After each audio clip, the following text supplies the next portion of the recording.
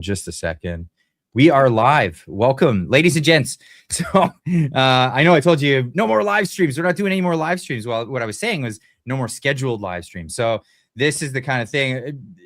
DJ, you gave it away today, and I didn't tell you about this whole thing. I'm not doing any scheduled live streams on my channel because I've been getting stream sniped. So what I've been doing is just impromptu live streams. But no, you're fine. I don't think we're getting stream sniped tonight. So everybody, welcome Yukon Strong to the show. Yukon Strong. Thank you for joining me. Thank you for joining me today. This is a conversation we've needed to have for a while because people, you know what? People get the Western perspective, they get the Eastern perspective, they get a Southern perspective, and then other perspectives. So we're not getting Yukon, Northwest Territories, none of it. Like Northern you guys, perspective. I was trying not to say that, but you got it. Yeah. You got it. And nobody's asking you guys, how do you feel about what's going on in Canada right now? It seems like nobody's cared about you, and you've just been left out into the wilderness to fend for yourself. Well, first of all, I like being left out in the wilderness to fend for myself. And why else would you live there? before we go any further, we need to set the mood. Okay. So we're gonna try and make this podcast as Albertan as possible. So I brought my felt hat. Okay, this is step one. And I brought my shades too, because right now I'm Albertan as fuck. Pardon me. And you know, when you look at what's going on around Canada right now, I think really where we're getting to as a country is that if you're still supporting Ottawa, you're anti-Canadian. I think that's the statement that I would like to say to the nation right now. Our federal government is doing evil things with evil countries, and they are quite literally forcing the province of Alberta, Saskatchewan, and the Yukon to draft legislation to protect ourselves from their aggressions. And really that's, you know, really it in a nutshell. Like if people say the phrase confederation is broken, okay, well, let's talk about what that actually means. Like when you're having to write laws to protect yourself from what the federal government is doing to you, yeah, federation is not just broken, it's become a nightmare, right? And you know, Danielle Smith, she's doing her best down there. She's trying to work with Carney and friends. And you know, I don't know, Danielle, if you're out there watching this, I would not like to have my political futures reliant upon Mark Carney's word. I can tell you that right now. That must be a terrifying prospect. The MOU that they signed, you know, basically it looks to me like Mark Carney got a carbon tax and Alberta got nothing. That's really where I see it. And what I want, especially Eastern Canadians and Central Canadians to understand is that a pipeline isn't going to resolve our grievances here. Like, yes, we want to develop our natural resources. Yes, we want to have, you know, a free and prosperous country. Yes, you know, we need to develop our energy resources. Absolutely. But the grievances go far beyond that. And, you know, when you look at like, okay, so they give us a new pipeline versus just the tax savings of, you know, leaving Confederation, the numbers don't work well. It's a better deal to just get the tax burden off our back than it is to get one more pipeline out of Mark Carney. And the bottom line is this, is, you know, we need to change the direction Canada's going. If we don't change that direction quickly, I don't really see a future for the Canadian people anymore. We're an ultra minority on this planet. Like I'm in the Yukon, we have our population's 50,000 people. So I'm an ultra minority, you know, in a minority country. Like there's probably what, 30 million Canadian born people out there now in the world. You know, you compare that to China, a billion, India, a billion, USA, several hundred million. Like, we are a tiny population of people, and we're not having children fast enough, and our culture is being swallowed up. And I want to see a sharp turn right now. Exit lane. Let's go back to the Canada that we grew up with, the Canada that we loved. And right now, when I look at what's wrong with Canada, it's a constitutional flaw with Confederation, and Alberta independence is the cheat code to fix it all. So first off, I was getting more Hank Williams Jr. vibes from the hat and the glasses, but there we go. All right, whatever. Well, but I guess I've only spent a little bit of time in Alberta. So this is my only felt hat. I usually only wear it at weddings and special events. It's my fancy clothes. I appreciate it. That means that this is a special event. Thank you. I got my best friend in the whole world. He lives down in Medicine. That Colby, if you're watching this, what's up, brother? Me and him have been on some wild hunting adventures, like a day's, you break your leg out there, you call for help, they're not coming for 24 hours that deep in the wilderness. Wow. He came and helped me get a sheep there 2 years ago. I love you, Colby, and he is Albertan AF as well.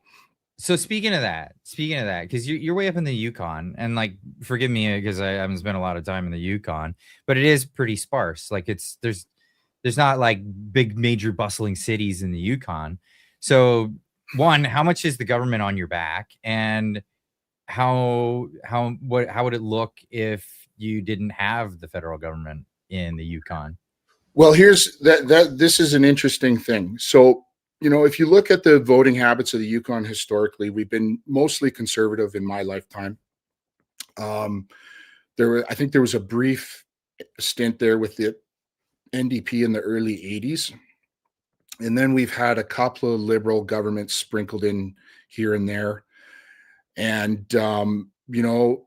right now, I was on the Rebel News podcast there with Sheila Gunn Reid a while back, and we were sort of talking about this too. So I don't have the numbers in front of me, but basically since 2015, the federal government has expanded the Yukon's reliance on employees to 48% now.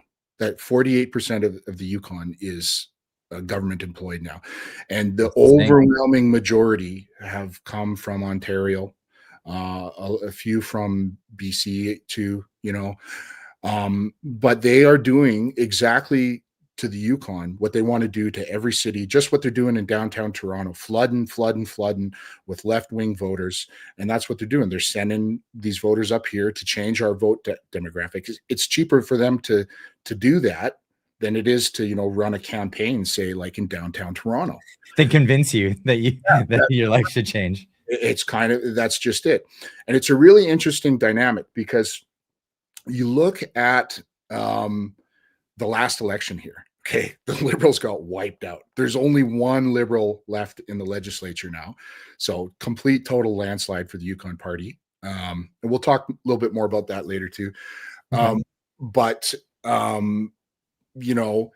now even the government employees that are coming here, they've recognized that the Liberal policies, they devastated the Yukon. Like, our government literally went broke pretty much up here due to them in the last year.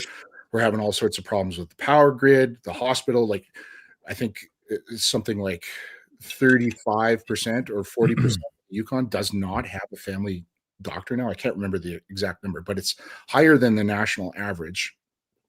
I know people who have had to live in their cars off and on for the last few years. The housing situation is out of control. Like, it's just a perfect microcosm of everything that Mark Carney and Justin Trudeau have been trying to do to the rest of Canada. Even in Yukon, people are living in their cars. I have a hard time envisioning that. Like, it gets cold. You're talking about you have months without sunlight. That's right. It's that far north. No, this is I don't want to name names. It's a small community, but people. I will just say this person is an educated person. She's not a slacker. She does have a paying job. You know what I mean? It's just there's the rent is extreme. There's just not a lot of places to live, and they're flooding the Whitehorse area specifically with so many people that you can't find somewhere to stay. It's a real serious problem. And just a quick question, like, where are these people coming? They're like coming from Ottawa and stuff. Or are you talking about foreigners from other lands coming here? They have been sending a lot of immigrants up here. We've gotten a lot of Filipino immigrants actually, and to be honest, I don't mind the Filipinos. They work nice hard. Yeah, they're very polite. They try to learn our language. A lot of them are religious. They fit in with Canadian culture, and they keep to themselves. They're not out there, burning the flag, getting involved in like. They appreciate it. I work with a Filipino guy, and he's like the nicest guy ever, and I know some people. Like, if you compare that to like a Palestinian activist, it's like, whoa, man, it's a different planet, right? So, I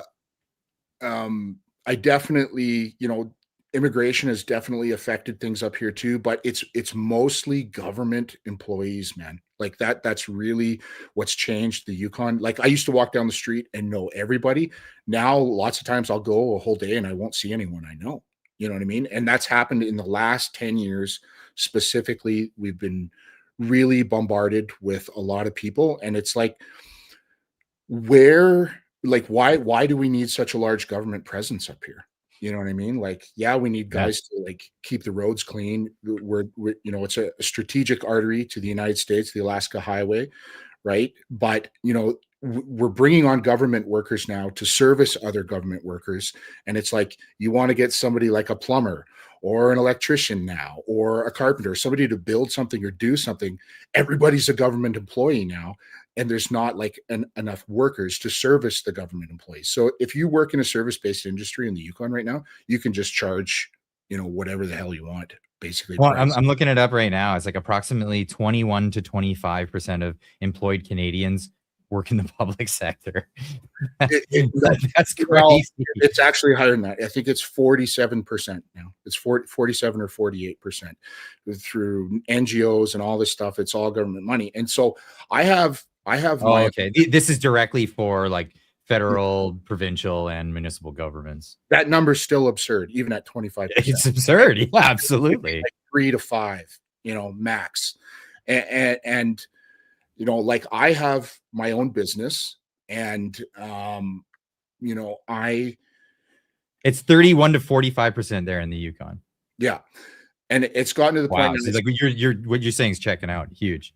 Yeah. No. I looked all these stats up and I was shocked because I was like, what's going on here, right? And like the thing is, it's gotten to the point now, even in the private sector. So who are my customers? They're government employees. So the government pays them, they pay me. So am I a government employee too? Like it's all like I can't even escape the socialism anymore. And I'm trying to, you know what I mean? And it really is, I don't know. It's in some respects, I understand it because like it's an extreme climate and we have to maintain this corner of Canada. You're going to have a bare bones population to do that and to service people. We have a lot of Indigenous communities. Like there is going to have to be a larger than normal government presence here, but it's gotten to the point now, in my opinion, where it's there. I disagree. So like I'm of the libertarian persuasion where it's like, okay, well, if you're Indigenous and you survived in that region for centuries, have at her. You know what I mean? Like, okay, well, go for it. I grew up with a lot of Indigenous folks. They're my good friends. I've worked in Indigenous communities my whole life. And we can actually talk about this a little bit more about independence on how I think that the APP and the overall Alberta independence movement, maybe some strategies they can use to dealing with that situation, because it's better that we get these folks as our allies on this issue. And the thing is, when you look at like an Indigenous government like First Nations, okay, what is that, right? They've declared their own lands. They've declared their own government. They've declared their own constitution. They're Republicans, right? They may not identify as that, but these are literal miniature republics. And that's exactly what Alberta is trying to do. They're trying to declare their own lands, their own constitution to secure their way of life and protect their people. So there's actually a lot more in common there. And I would like to see, Indigenous groups not look at independence as some sort of like big bad boogeyman. This is the problems that happened to them. They happened with Canada, with the nation of Canada. They're the ones who inflicted those harms. They're the ones who did the residential schools, all that sort of stuff, right? That had nothing to do with the Albertan government, right? And the thing is now is you want to talk reconciliation. Here's an opportunity to get in on the ground floor voluntarily with mega prosperity for everyone in Alberta. Mega prosperity, we're talking here, like Dubai levels of prosperity. And this is a situation where you can build true reconciliation, voluntary partnership moving forward, and still keep intact any agreements that they had with Canada. So it's kind of like, Canada plus is what I would say. That's the situation a lot of Indigenous folks should be looking at this. I tend to agree with Bruce Party on this idea, is that, if Alberta moves on and becomes its own independent nation, you can't start at the premise that there are different classes of people. There should be one type of people, and those are Albertans. And one rule of law for all mankind. So the natives that had deals or whatever deals that go on, it has to come to a point when that exodus occurs. And as they form a new nation, it's like, do you want to be part of this nation, or do you want to have your plot and then have your deal with Canada?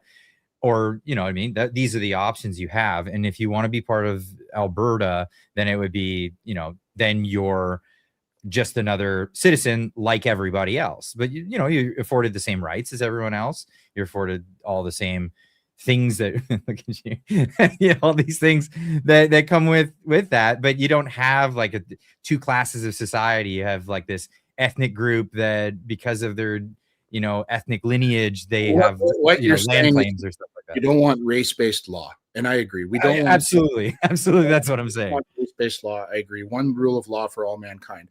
But the point I'm trying to make specifically with respect to Indigenous is that those agreements that they have with Canada, they stay in place, right? They if they're getting funding, if they're getting certain benefits from the nation of Canada, just like if Canada makes a deal with China or whoever, right? That agreement stays in place. It's from their First Nation with the government of Canada. That stays in place. Anything outside of that, then, they can negotiate that with Alberta. So I don't really see the downside to it, is the point I'm trying to make. It's a situation where they can keep their traditional territories, they can keep their existing government structure however they may want it, and still, particularly if they have like transfer payments, things like that with the federal government, those don't go away. That's a separate deal with a separate country. So I don't want to see people fighting on this. I don't want people to get bogged down in it. We should be moving forward as allies. Like I said, we have a lot. They want to have their own country, just like we want to have our own country. Let's find a way to make it all work, man. There's once Alberta gets out, the amount of income potential there is gargantuan. It's they're going to be going from a country that's actively trying to suppress their way of life, actively trying to suppress the development of their resources, to a country that's purely fixated on that. And I see that probably just like the average blue collar Albertan is really going to take a quantum leap forward in quality of life. And that'll trickle right down to Indigenous folks too, right down to little guys like me in the middle of nowhere, just living out in the rural counties of Alberta. Every little person is finally going to have, a way of life and access to true economic freedom and prosperity. And that's really what this is about. That's why I said one pipeline isn't going to fix this, right? We have a federal government that's trying to hurt us, right? We can't go on like this. We can't. And I think where we'll go next here, or if you don't mind. No, I have questions. Questions. Okay. I want to probe at what this looks like.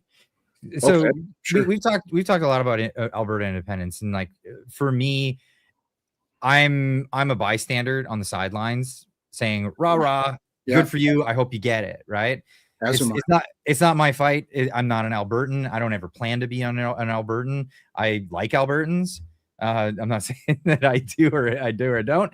It's yeah, I'm happy to hear that there's like a liberation movement. Just like I'm happy to hear the Iranians might lose the Ayatollahs. You know what I mean? Like anywhere in the world where this is happening, I was cheering on for the election of Javier Milei because that was a new turning over a new leaf for a country in South America that's been swamped down with socialism for too damn long, right? So to see the Albertans wanting to fight to be free, I'm absolutely stoked about that. I hear about Saskatchewan wanting to do the same thing. Awesome, kudos to them.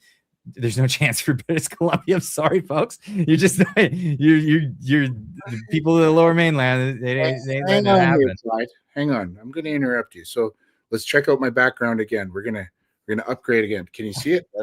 This is the Republic of Western Canada. This is why I'm so interested in Alberta separation.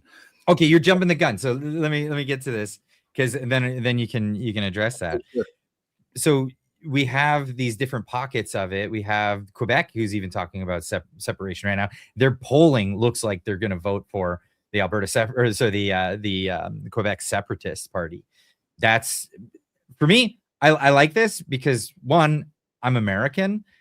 I'm on my way to Texas. I'm going to be living there soon. And I would love to have a great trading partner to the north. And the only way to do it is to balkanize the group. Apparently, it looks that way because there's so much of a shoehorn in the Laurentian elites on the apparatus everywhere. So to see the balkanization is actually a cool thing. But what does this mean for places like Yukon? So like again, your neighbor, your closest neighbor is not Wyoming or anything like that. It's Alaska. You're right there. That's right. We're on the border with the Americans too, and I got good buddies in Alaska, man. So listen. Okay, let's do this. Let's get serious. I'm going to take off the shades. We're getting serious now. Look at my eyes. Yeah. I have a message for Ottawa and anyone out there who, is opposing this, trying to brand people, trying to escape what's happening right now as, traitors or rebels or what have you. They're trying to call us all these dirty words right now. I want you to listen to me very carefully. This isn't going to stop with Alberta. After Alberta goes, Saskatchewan's coming next. And then us little freedom fighters, we're going to get our little freedom claws. We're going to start clawing into the interior of the Rocky Mountains and northern British Columbia. I drove that northern corridor from Prince George to the coast there this summer. It's lined with Wexit signs already, guys. Northern BC wants out. They want out right now. And people say, oh, you can't do that. British Columbia can't do that. Really? Because they just gave away the entire, Queen Charlotte Islands to an indigenous group out there. They did not have the Richmond's another place. Yeah. Territory of Nunavut did not exist when I was a child. So the amount of times Canadian provinces and territories have been chopped up and redrawn borders in the history of Canada is numerous. And here's the thing: after we get the good people out of BC too, the Yukon's going to be the cherry on top. That's right. We're coming too, baby. We're going to form this cluster of the best part of Canada, what's left of Canada, culturally, spiritually, economically, and it's going to be a game changer. And not only that, listen to me, it's not going to stop there either. We're going to form a template for other Commonwealth nations like the UK, like Australia, like New Zealand, so that they can follow in our footsteps, break free from this archaic monarchy, the monarchist system that basically allows foreign nations to exploit our people, exploit our resources, exploit our economy, and dictate laws, without the authorization of the Canadian people. It's a fundamental flaw, a constitutional flaw. And, for a while there, I still wanted to find a Canada solution where we could all sort of, be together. and I tried to beat the constitutional reform drum. But man, it's like the threshold for constitutional reform is so insanely high in this country, it cannot pass without the authorization of Ontario and Quebec, who are the two biggest obstructors to what's wrong with Canada right now. And we don't just need one amendment to the Canadian Charter, we need dozens. And it's like when you look at the chess pieces, everything that's going on the table right now, it's Alberta independence is the cheat code. Just clear the board, new constitution from day one. I'm with you. I love some of the ideas Bruce Party's put forth. There's a guy, what's his name on X? He does those spaces, Wogpog. Wog, yeah, I know yeah. Shout out to Wog, everybody. He doesn't like me. He's got me blocked. But he's often on about me. He likes me, then sometimes he doesn't like me. I was in before he blocked me. I was in a space with him, and he brought up a valid question. He says, well, you can't design a new country around this idea where you're trying to put in, amendments and laws to prevent every form of tyranny. You're not going to be able to predict and block every form of abuse that a government can take upon its people. I disagree with him, because if you look at one of Bruce Party's fundamental core ideas, what he's proposing is that you start with the new government with a position of zero authority, zero ability to inflict force upon the citizens. So what does that mean? The only power that the government has are those that the people give them.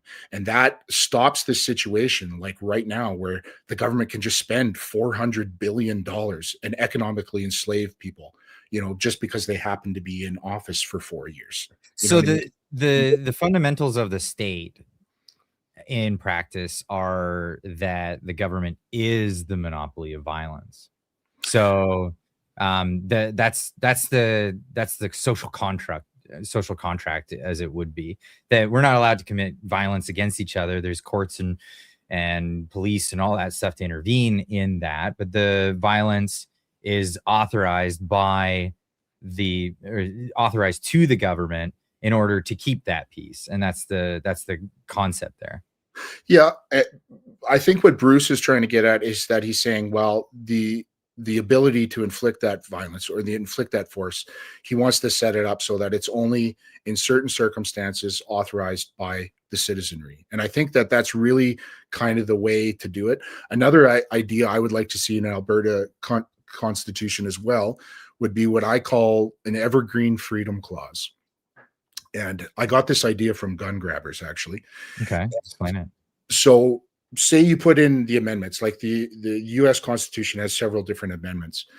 And what's happening now in the United States is they're arguing over the spirit and the intent of each amendment. It's like they say, oh, the Second Amendment was for muskets. It never was, for AR-15s or what have you. It was for militia to fight against the government.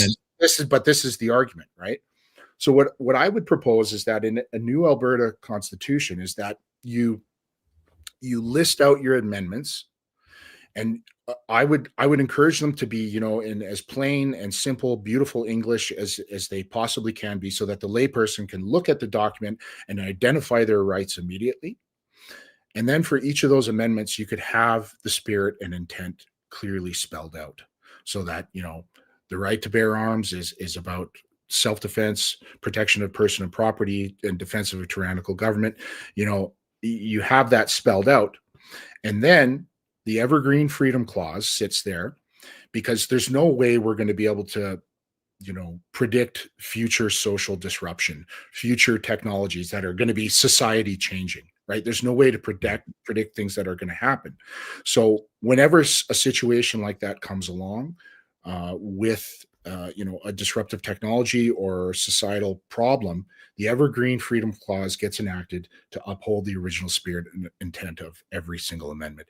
And that locks those freedoms in as time changes. Because 500 years from now, who the heck knows what the government's going to be trying to do to us, right? Well, that's what the founding fathers of the United States wrote into the idea of the Constitution is it's an instruction manual of what the government is allowed to pass laws regarding.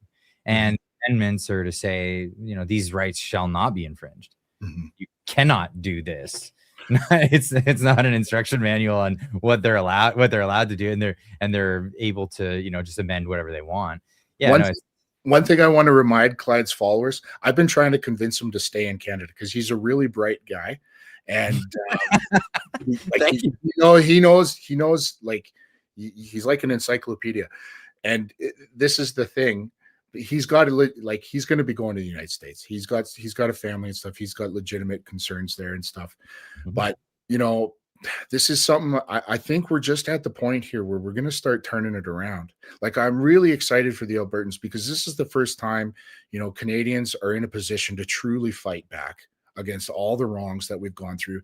And I really feel, like all the pain that we've gone through was to get to this point. Because I'll tell you right now, Mark Carney, Justin Trudeau, the Liberal Party of Canada, even the Conservative Party of Canada, I would argue at this point, they're making the case for independence for us. They really are giving us the middle finger over and over again. And a perfect example is today is look at how all the premiers, how they responded. They all sort of got together. You're nailing it. You got everything before I could even say it today. Yeah, like they're talking about they're saying, oh, this is treason, and they're working with Donald Trump. They're trying to scare people and say all these things that just simply aren't true. And it's like, look at that response, right? You have millions of people in Alberta who have had enough.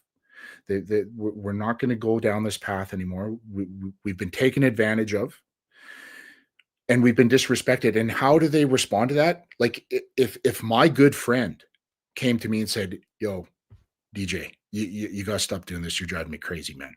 I'd be, oh shit, man. Sorry, I didn't know. What I would make an effort to amend that aggression that they were feeling, right? Because I care about them. They don't respond with that. They respond with insults, right? Like that's really the dynamic in a nutshell, is that we have certain folks, certain elites, and they're not all in Eastern Canada. They're out west too in some cases, sure. But that sentiment of, you dirty people, you shut up, and this is Canada, and you don't get to do this. They have this concept that their version of Canada is the only acceptable version of Canada. It will be mandatory. If you disagree, there will be consequences. You will get vaccinated. You do not collect $200. You do not pass go. Yeah. So it is. I can't take it anymore.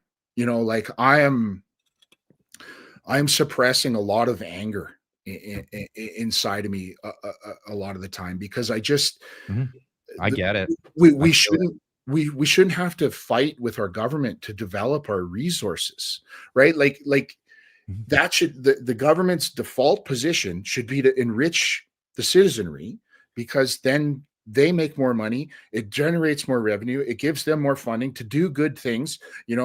Like, the whole dynamic of Canada has become poisonous and negative and draining. Well, let's get into that in a minute. I just want to hit some of these chats that are popping up. People are so generous to donate a couple of bucks here. Granite Man 62 for $2 says, EB called Alberta separatist traitors Carney arrest. You have to abbreviate it so short with a $2 super. Sorry, but he's wants Carney arrested. Secret bass rings. What is that? For $2 says, for the algorithm, pump it up, y'all. Thank you very much. Appreciate that. Granite Man 62 for $2 says, you notice Quebec separatists are not called traitors. I do know. Yeah, we notice. Yeah. These are things that we see. Peter Witten for $5 says, we should separate the Greater Toronto area from the rest of freedom-loving patriots everywhere else in the province. Yeah, there's the GTA. And one last one from Secret Bass Rings for $5 says, Americans conservatives want China to have Minnesota for free. Just take it, please, please. I understand the sentiment. Absolutely. So let's talk a little bit about Quebec there. Okay. So, and Ontario and Eastern Canada. Like, first of all, there are damn good Canadians out there still. And I'll be honest, most of my life I was kind of racist against Ontario, Just like everyone I met from there, I was like, like I grew up there. I had to get out as soon as not I get could. along, you know. But when I went out there for the Integrity March with the CCFR, I met some fantastic Ontario folks. And some of, like let's look at Tracy Wilson specifically. She's like in the heart of the beast. She's in Ottawa, fighting, the socialist cancer. She and Rod Giltaca have really changed the national conversation around firearms. I saw today for the first time in years, the OPP, the police services, came out and they were talking about firearms in a reasonable fashion without trying to stoke fear and anti-firearm sentiments. First time in years. And I 100% dedicate to the PR work that they've done, the tireless work that they've done. And it's like, she's in Ontario, man. She's Ottawa, Ontario, right? So, Yep. another buddy I got out there, Tony Motolover. He lives up more in rural Ontario. These people are fed up with what the GTA has been voting for too. What's his name? HRH Elliott. He's in Quebec. I like a lot of his content lately. He's been making way too much sense. And is he on Twitter? I gotta follow him. I think he is. I think he just started on there. I post his stuff from time to time, but where do you watch him? I don't know. He just pops up like I just see his clips. I think he's mostly on Facebook, if I had to guess. But okay, I'm not Facebook either, the only social media I go on anymore is X. Like I don't. The rest of it's just a censored dystopia, And it's interesting when I start posting stuff on my Facebook or anything. Man, people, they're not used to having arguments with our team. They really aren't. They are. It really is an echo chamber. They have no idea that there's an entire universe out there completely opposed to everything they believe. And you start arguing with them and they just break down. They get so angry, so emotional about it within 10 seconds flat. And it's just like, facts are facts. There's a phenomena to that, right? So this was something that, psychologists discovered some time ago. What happens when you don't teach children how to accept no as an answer? Okay. So, and not only that, like this whole celebration of mediocrity that's happened in kind of started out in the like millennial generation. So what happened was, giving people their participation trophies and nobody's a loser. Everybody's kind of just a participant. No one's a winner. What happens is those kids, they grow up without the ability to take no for an answer. You lost. You don't get the job. You didn't get this. They can't accept that. They bring their mom to the interview. And rather than having a temper tantrum where they're stomping their feet, it turns into rage, like real rage. And people don't know how to cope with these simple, basic things that you should learn in childhood. And that's sad. It really is sad. It means there's a whole generation of people that really need like some serious mental health help. Well, yeah, I'm not an expert in psychology and all that stuff, but yeah, I've definitely noticed it. From employees that I've hired or contractors that I've hired, I've seen it in the workplace. Definitely, certain folks who align with certain political views, they tend to be averse to work and responsibility. Is what it seems to me. And it's the minute they get responsibility, they get all stressed out and stuff, and they can't handle it. But I will say this: do you know what the fastest growing demographic for Alberta independence is right now? Is 18 to 35-year-olds, and this is incredibly positive. That's that same demographic, though. That's the same demographic. Well, they're I would call them Zoomers, I guess, right? So, or I guess I don't know what I guess they are millennials. I don't know. I guess yeah. So the Zoomers are I guess 18 to 30-ish, I think. Yeah, but the bottom line is, that means there's an entire generation that just formed. Who's out of Canada. So it's not like this is one of the things that even if the referendum fails later this year, this problem's not going away. right? Like those people are going to raise families. They're going to be in Alberta. They're going to continue to push this sentiment. The more Carney does Carney things, the more stupidity we see from all political parties in Canada. They're just going to, we want out, we want out, we want out. Because honestly, it really is an addictive mindset once you start to see the issues and how, the problems play out in Canada. And they're gonna be there after this referendum, no matter which way it goes. So that's a whole new generation to deal with. And I would say, like right now, independence is it's as hot as it's ever been since I've been, politically active on social media. Certainly, even compared to 2 years ago, I've had longtime followers really come at me. Some really rude stuff a few people have said to me. When I first said, no, that's it, I'm done with CPC. I'm Republican now.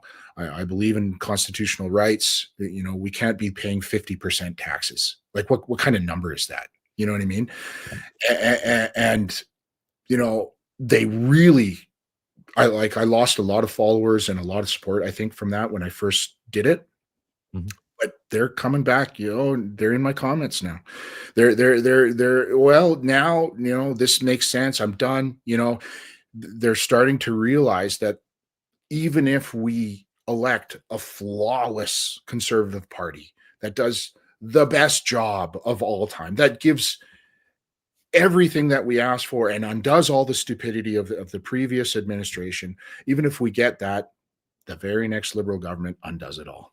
That's just it. That's the fundamental problem with Canada. We're never going to escape that dynamic. That's why we're so divided, because when the government changes hands, it's like this wild swing in your, not just in your economic future, but like your way of life, what you're allowed to do, what you're allowed to support, what you're allowed to say, right? You shouldn't have to change what you're allowed to say because the government changed, right? Mm-hmm. And that's where we're at now. They want to make it illegal for guys like me, for guys like you, for the hardworking men and women of this country to stand up and say, we've had enough. They want to make that a criminal offense now. That's where we're at. And it's just so where I was hoping for a Conservative government to landslide it in the last election. And the reason why I wanted that was not because I thought that I had all this faith in the Conservative government or the Conservative Party.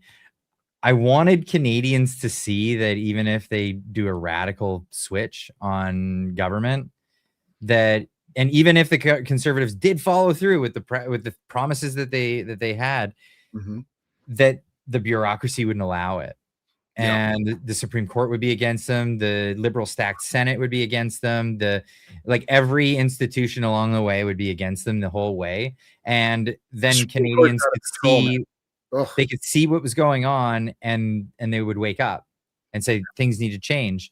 Instead, they went Orange Man bad, and everybody went right back to sleep and went, okay, elbows up, and we hate the Americans now, and it's the new Russia.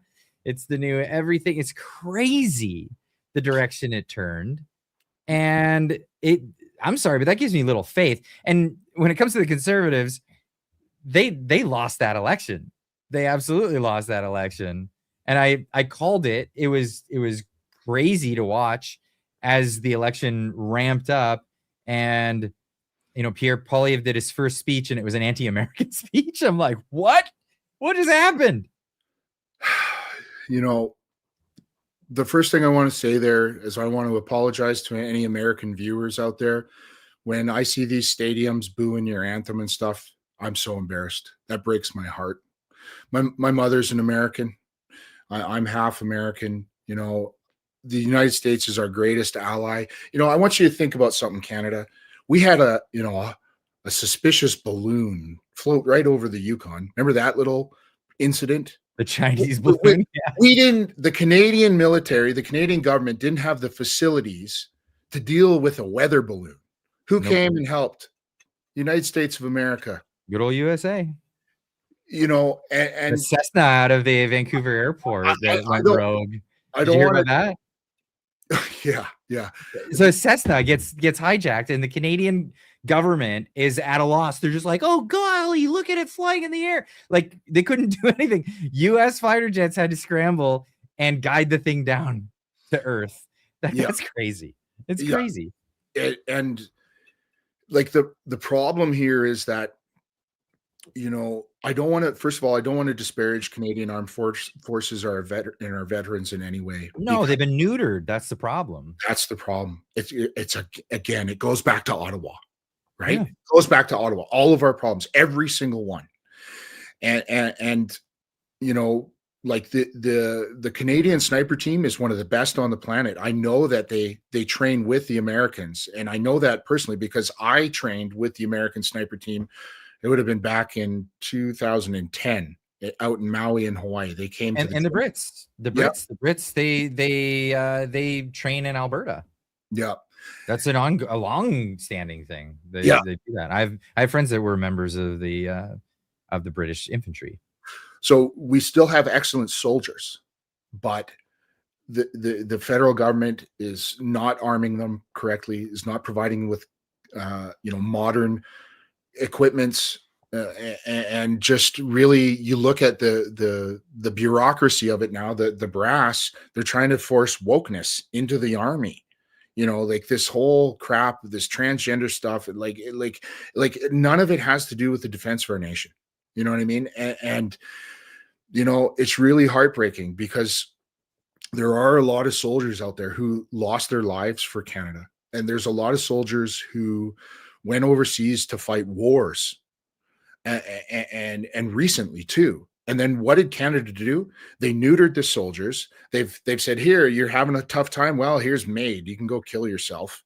And what did they do? They invited the literal enemies that they were sent over there to fight into our country, and gave them all sorts of funding and programs and special status, even, you know, above regular Canadians in many cases.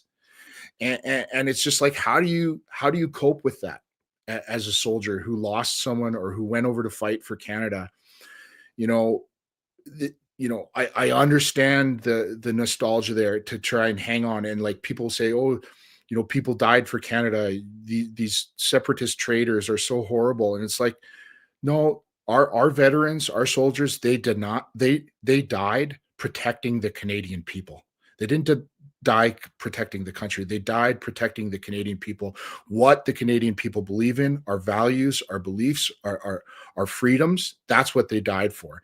And Ottawa has betrayed all of those things. They don't respect our values anymore. They don't respect our freedoms anymore.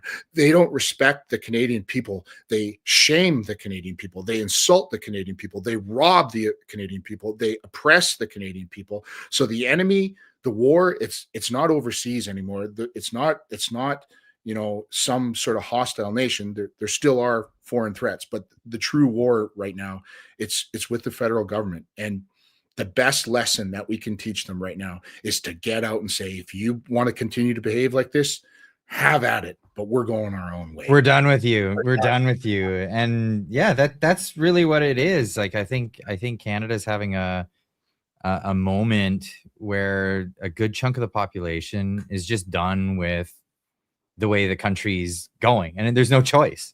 There's no choice in the matter. It's like you're given this illusion of choice. And then that's it, you know. Conservative. You're not going to have a conservative government. It's not going to happen. Well, again, even if it does, it won't be. It won't be in favor. The very next Justin Trudeau will undo it all in 1 year. So, well, let's look at this let's look at this in a bit of a historical frame.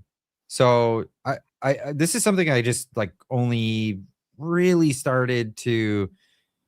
It really started to solidify itself in my mind, is that Canada and Canadians are not all the same. I'm going back to Albertan mode. Keep going. Okay, go Alberta. Get them glasses on. So West versus the East, right? If you look at what Canada was when it first got going, which was a British colony, that the British colonies that did not want to become America, that's what that was. It was the British loyalists, right? And a lot of Canadians, they have this like this thing about 1812 and what that conflict was all about. And there's tons of misunderstandings and misconceptions of what actually went down there. But the nostalgia of that and the loyalty to the crown and all of that stuff, it comes out of the colonies in the East, the original colonies, the ones that have all the voting rights in Canada. Let's be honest, they're the only ones that have voting rights, because once they voted, then the rest of Canada doesn't get a chance. Correct. So there's a completely different culture there than there is, and that culture is very anti-American because it came about from an anti-American sentiment. There's people who settled in Canada that were defectors after the War of Independence, right? They left the American colonies and moved to the British colonies that were still established. So the West is different, though. The West has a completely different history, where people were either rangers or cattle rangers, that kind of thing. Agrarian society, people living in the land, and largely the same people that lived on the American side, right? It was all open. So people, like, when they drew that imaginary line, some people were from like Wyoming and Texas, and they were just ranging their cattle up north, and then they came back and they're like, sorry, there's a border here, you're Canadian now. Like, what the heck? Right? Yeah. Like, it literally happened like that, and the culture is the same. The culture is largely the same as the American culture, with the exception of the spottiness of the little cities that have popped up that are full of government workers, as you've been talking about, right? And it's like, okay, you have two distinct cultures. We can't agree on all these things the same. So the elbows up thing, it was an Eastern phenomenon. You don't see a lot of that in rural Canada in the West. You don't see a lot of that. Against what? Against their, I don't know, the boogeyman, the next boogeyman. That's all that is. Up against what? About having a secure border, about stopping fentanyl, about paying our share of NATO, about getting back to reasonable economic trade patterns with our greatest ally.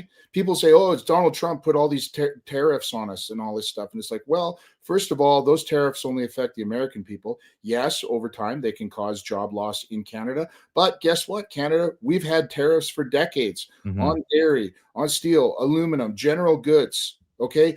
And trade embargoes, like absolute just trade embargoes. So like if you look at banking institutions, you look at so there's commerce, and then there's what do you call it? Like the cell phone companies, communications companies, stuff like that. Just complete blackout embargoes. Like American companies are not allowed to enter Canada. If the United States did the same thing as Canada and just behaved like Canada to Canada, correct, they would be worse off than what America is doing today. Exactly. And the thing is, it's like we're doing all this while the Americans are providing our national defense, right? Like that's the thing here. And making sure pirates aren't boarding our ships on the Atlantic or the Pacific. Like it's a big favor they're doing for everybody. It's pretty awesome, actually. So it's like, I don't know, man. All I know is that the Chinese Communist Party is not, an entity that I would like to associate myself with under any circumstance. And when I look at what America stands for in the world versus what the Chinese Communist Party stands for in the world, it's very clear who the good guys are and the bad guys are. And people that they'll get mad at Trump, right? Something I want to say to your viewers is that we got to start using Trump as a way to manipulate some of these people. Like, I already do. No, like this is a serious phenomenon that's been happening on my X account, because I post a lot of gun stuff and whatever. And this is a perfect example. Okay, so you get these folks. I'll put up a post about guns and stuff, and people say, "Oh, no." I'll get one of these wackos who are like completely opposed to gun ownership under any circumstance, opposed to gun. And they'll start saying really snotty, rude things in my comments on an anonymous account, whatever, and I'll just reply. I'll say, listen, you're trying to disarm Canadians at the same time while you're literally telling me you're living in fear that Donald Trump is going to take over Canada with their guns. And you're also, I look on their feed and they're calling to get that we need to arm Canadians. That we're organizing. What's her name? Laura Babcock. She's crazy. She put up that post. She was posting people who were calling for a nuclear arsenal, and like older guys, like 70-year-old men that were going to get guns and rise up in arms against an American invasion. Like, it was just nuts stuff, right? But the point I'm trying to make there is that now all of a sudden they're pro 2A because of Donald Trump. We can use that boogeyman to steer them in the right direction. And we have a situation where, you know, at least on the interactions I've had on my social media, is that I can say that to them, and then they'll, oh yeah, okay, they'll still be a little snotty in that comment section, but then they don't come back the next day. They leave me alone after that because they realized I've got kind of a good point there, and that what I'm saying is, you know, reasonable gun ownership has a place, and they just realized it. You know, like, well, I want to get into the gun talk. Yeah, absolutely want to get into the gun talk, but we have to hit a couple more comments here. Sure. In the meantime. So we got one from Granite Man says Carney gets majority. Will EA stop separation? Like an Emergencies Act? We'll use Emergencies Act to stop separation. Yeah, I don't think that'll happen. So the United States is really on board with the idea of Alberta separation. If there's any funny business, the US will be like, hey, you know, what's that meme with Leo DiCaprio where he's like, hey. Yeah, that's the US if there's any funny business on that one. Because they got a lot to gain with Alberta separating. It really is one of those things. Fubar 1982 AWOL for $10 says the Chiefs used to want to fight for freedom. Now they suffer from Stockholm syndrome, or is it greed? Well, for the white man's gold, Alberta independence all the way. I don't know the answer to that. What do you say? Well, this is a perfect example. I don't want us fighting with Indigenous over this, right? I think the best way forward is to form a partnership. And, you know, at the end of the day, with how the treaties are in Alberta, I don't think Indigenous people are going to be able to block this, right? So, you know, that all said, if we can convince Indigenous people to get on board, like I had a guy on my feed today say that they came down to sign the independence petition in opposition to their chiefs that were representing them. So you have to remember, it's just kind of like Canada. There's what Mark Carney says. He doesn't represent all Canadians, right? Mm-hmm. And there are definitely pro resource development Indigenous folks right across Canada, and you know, we just have to, you know, find a way to work through this culturally and respectfully. And you know, I don't want there to be this big fight. And the problem for Ottawa too is like, man, if the Indigenous folks get on board, that's it, checkmate. You know, like they can't really. Yeah. What are they going to say? We're going to oppress you and make you stay in Canada. You know what I mean? Like it's done. Well, that's where they're at right now. I mean, you said that they resemble republics, but I mean, the DPRK is a republic. So, well, here's the thing. You know, that's a good question. Why do you think the DPRK is a republic? What about Laos, Vietnam? Why did those nations wind up communist? You know? Well, they started off. Well, they had a war. They had a war for. I know the Koreans did for sure. That was a massive war. Yeah, involved the Canadians and the Americans. It was pretty brutal. No, but I mean, like culturally, right? Like they're constitutional republics, yet they wound up becoming communist nations. Why? Why do you think? I don't know where you're going with that. I know that there was a Maoist move, or not a Maoist movement, but it was a Marxist movement that came out of Europe that infiltrated into Asia. Mao, that was part of it, and then the Kim dynasty started with Kim Il Sung, and then went on. The commonality that I've noticed among them is that although they were constitutional republics, they also were either atheist or agnostic, right? So there was the absence of this unified presence of God and a unifying religion. So what happens in that void? Something takes the place of God, and that became government. And then, of course, that led to collectivism and poverty and corruption and communism is basically how it went from there. So, that's another thing that we have to consider here with Alberta independence is that I'd like to see them have a cultural declaration in their constitution as well, too. There should be something that explicitly defines what it means to be Albertan. And it's not to say that you don't have to subscribe to that or other points are banned. It's just that that's Albertan. That's truly Albertan. This is why we're doing this. This is who we are as a people. And that sort of nips that Marxism in the butt before it starts to grow, in my opinion. Yeah, it is the cult of the state, Marxism. I've got Karen for $20. Thank you so much. She says, thanks for the show. I got notifications from Yukon Strong on X and you on YouTube. Alberta free. Wow, I'm actually putting notifications out finally. That's amazing because it hasn't been happening for a while. That's been the real burden. Thank you so much for the super chat there. We got JP Alberta First for 10 says this country has gone from Vimy Ridge, Juno Beach, Devil's Brigade, Korea, Afghanistan to tampons in men's bathrooms. Between Alberta and Ottawa, we are not the same. No, we're not the same. Yeah, it's that.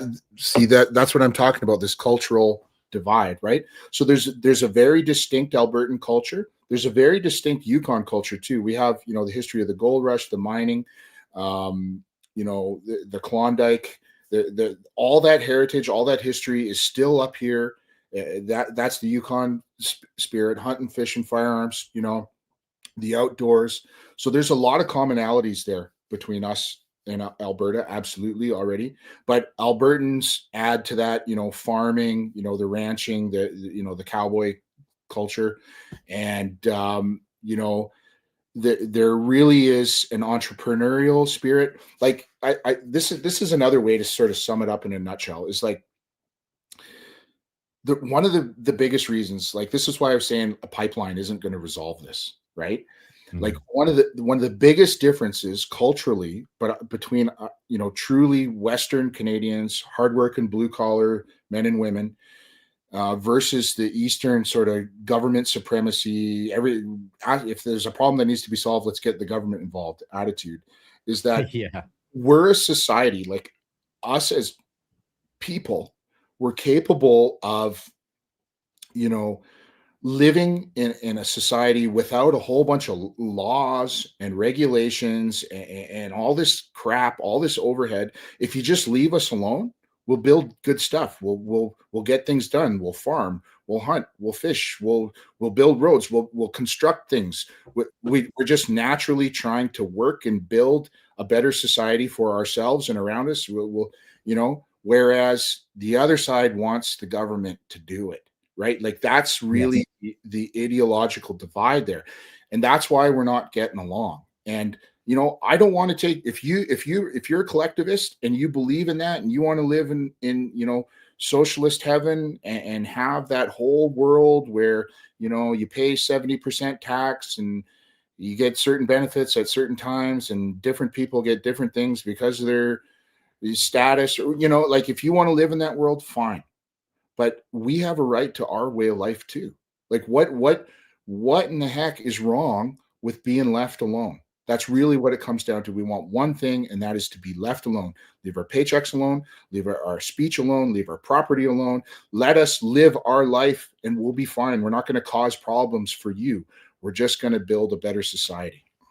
I've always said it is, it's only in a free society that you could get together and make your communist enclave. Like you can do that, but the problem is it always falls apart. And so, so collectivists always go to the government where they have the monopoly of violence, right? Because we've agreed that that's what that is.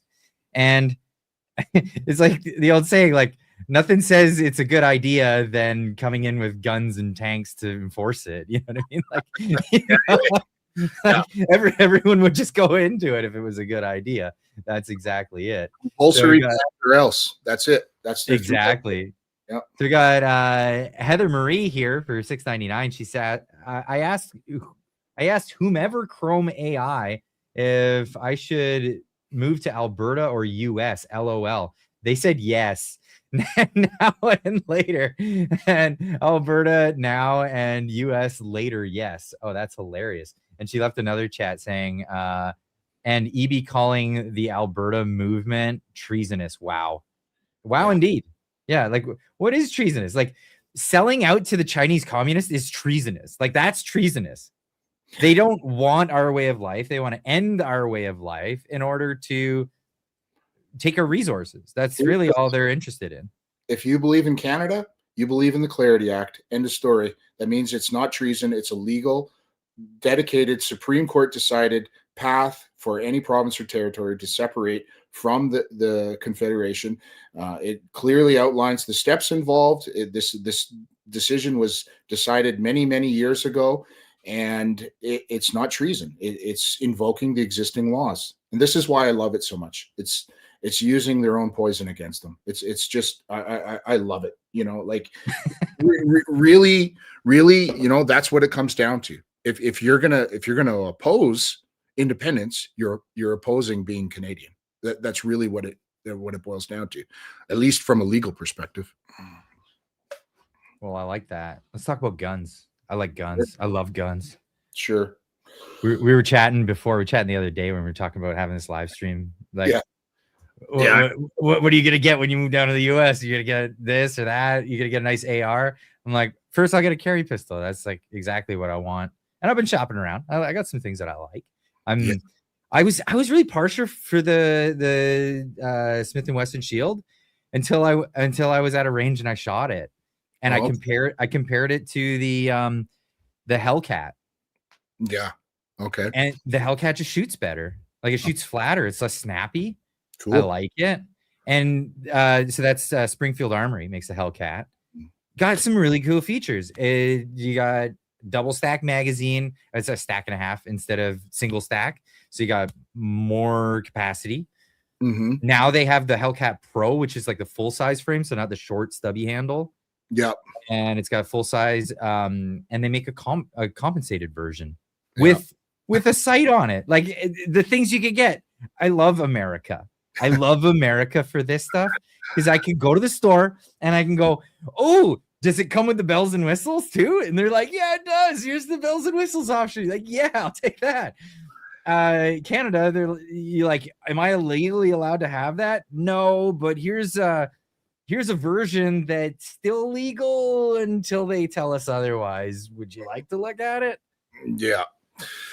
You know, I'm kind of glad I don't live in the United States, because I'd probably be, $50,000 in debt for firearms. I'd just be like, oh my God, everything you see, you want to buy, right? And like, that's what people don't understand about guns is it's just such a fun sport. Like, it just really is. And like, you can't just have one pistol. You know, they all have their charm. They all have their beauty.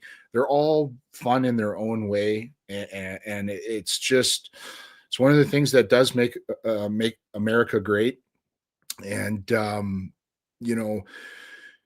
I have to tell all the fans right now, because there's so many boomers in the audience. Yep. Yes, I'm going to buy a GI 1911. It is my favorite gun of all time. I love shooting 45, but when I carry a pistol, it's not going to be 45. Sorry. And don't tell me that 9mm won't stop somebody that's coming at you.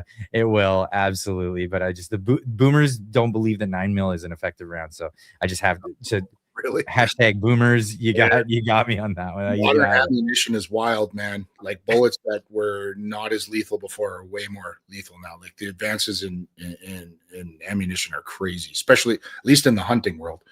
Everywhere, man. Everywhere. Yeah. So one thing I will say about Canada on this front is we've seen some really encouraging signs. So let me just see here if I can find this. I'm going to get this page open for me here. Okay, there we go. So this is one of the things that sort of still gives me a little bit of hope for Canada is we're starting to see the provinces, the territories, and the police services line up against the federal gun grab. Okay. So this is the latest list that I got in front of me. The provinces and territories that are opposing it now is Alberta, Manitoba, New Brunswick, Newfoundland and Labrador,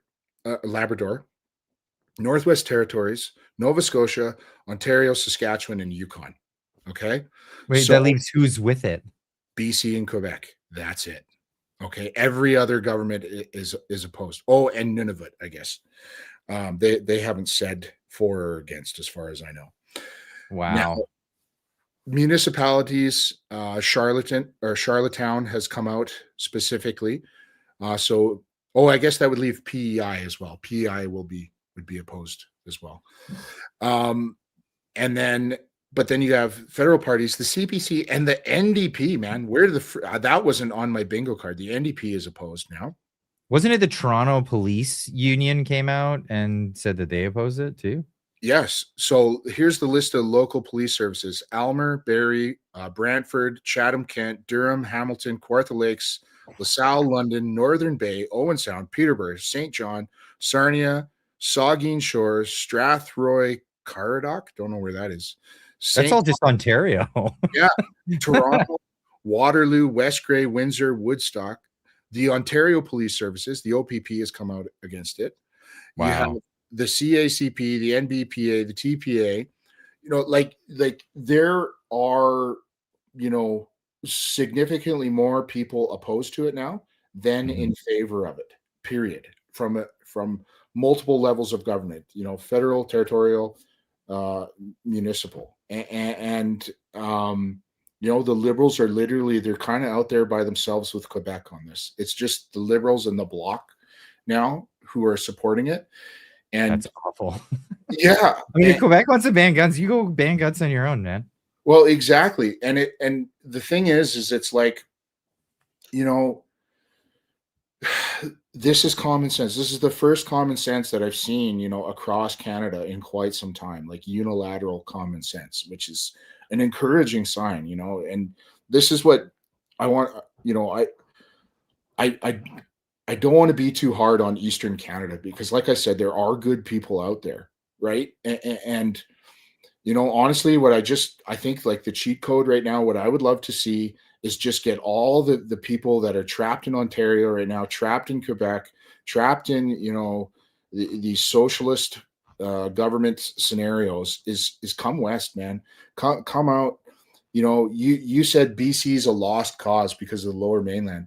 I don't know, man. If we could get, another 5% influx of conservatives from across Canada to come and consolidate power there, we could start turning BC too. And the difference, like especially Ontario and BC, it's kind of like a similar lifestyle, like Northern Ontario, like it's a high tax scenario either way, but you're still sort of, have a lot of government funding and services. Like, I think it would be a comparably similar cost of living between the two places.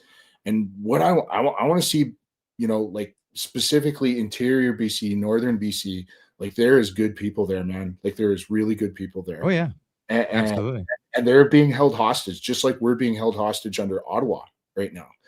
And we gotta let's look at this flag behind me right now. We can't see it. We can't see the whole thing, but yeah, I'll give you the full screen. I'll give you the full screen so everyone can see. There we go. Look at. Here's the flag of Western Canada. So we got the plains, right? And we got, the Rockies, and then it comes down. It's that Lower Mainland we cut off, right? It's in the flag, right? It's just you just cut it off. Forget it. It's like a drug-infected dystopia out there, and I went through BC.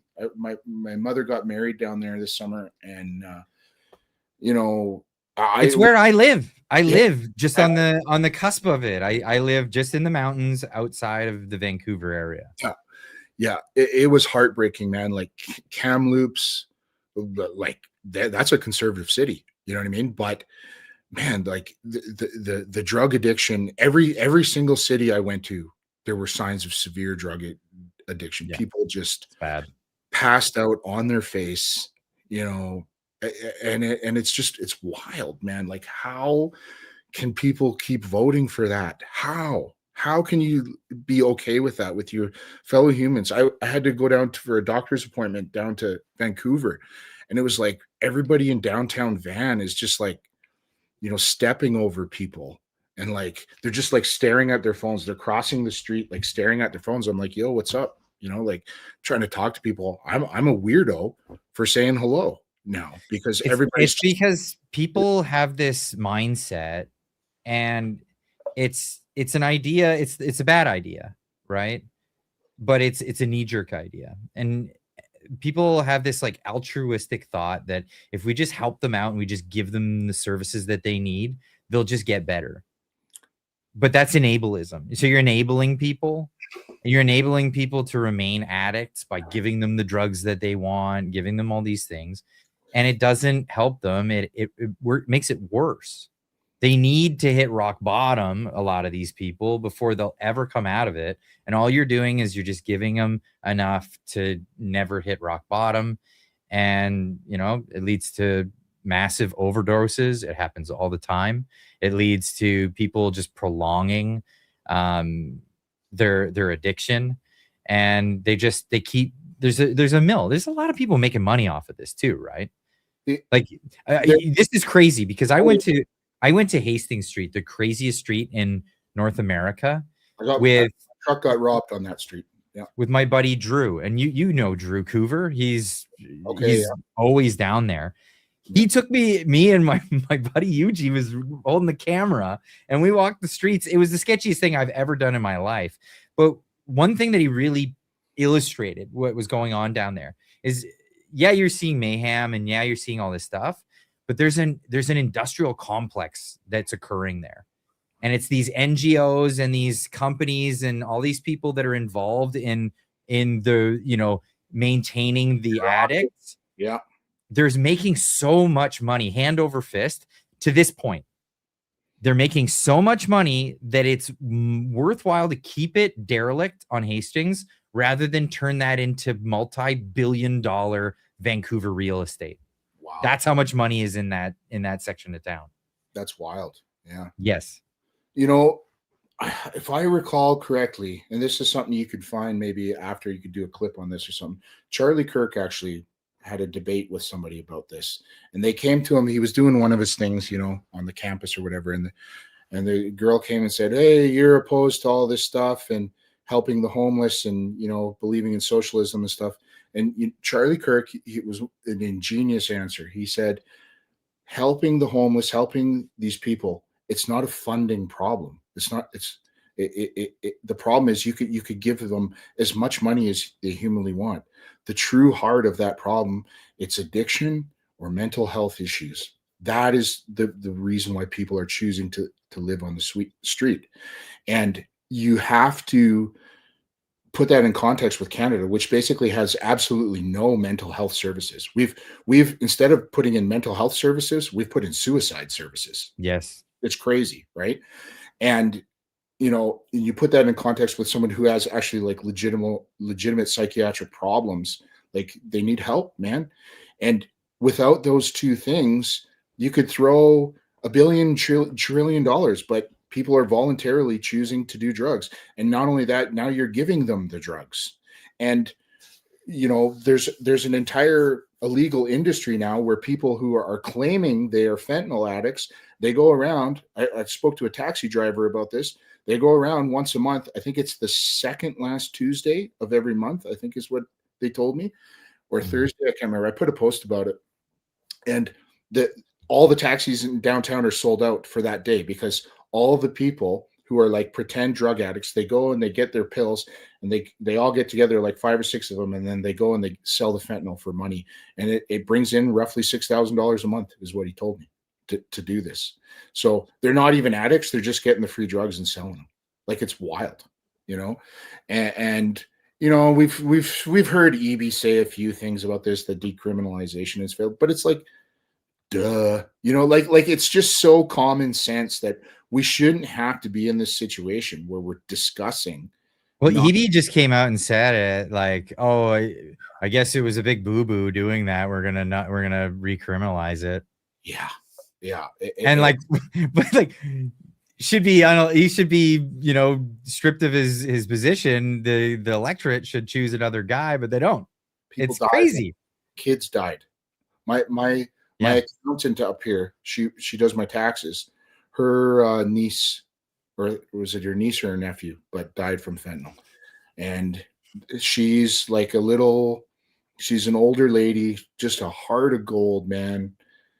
And she was telling me this story, like it just broke my heart when she was telling me. And that's what flipped her against the liberals. She was telling me she gets banned from Facebook now. She's like a 75-year-old little lady, and what the hell is she doing working still, by the way? That's another sign of what's wrong with Canada, how long people got to work now because of the cost of everything.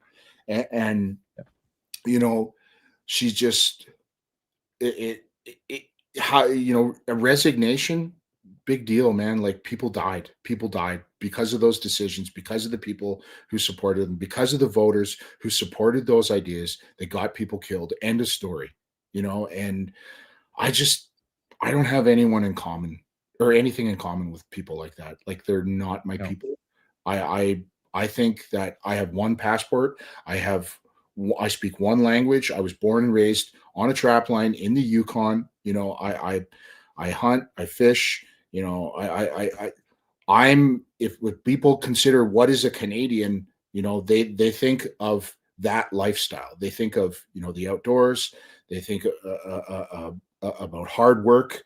They don't think about socialism and drug addiction and handouts and welfare and stuff. That's not what Canada is supposed to represent. And I just we have to get back to our culture. The only thing that we did, all Canadians did before Confederation, whether they were Indigenous, whether they're explorers, it was hunting, fishing, firearms, free speech, farming, I guess mining, even Indigenous, they were making arrowheads, That's and the other F word that makes babies. There's a lot of that happening in Canada, and there isn't a lot of that happening now.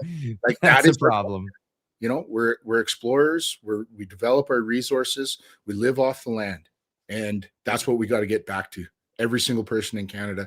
And if you're not doing that in Canada, you're missing out, man. You're missing out on nowhere else in the world has the ability to do the things like that I'm talking about.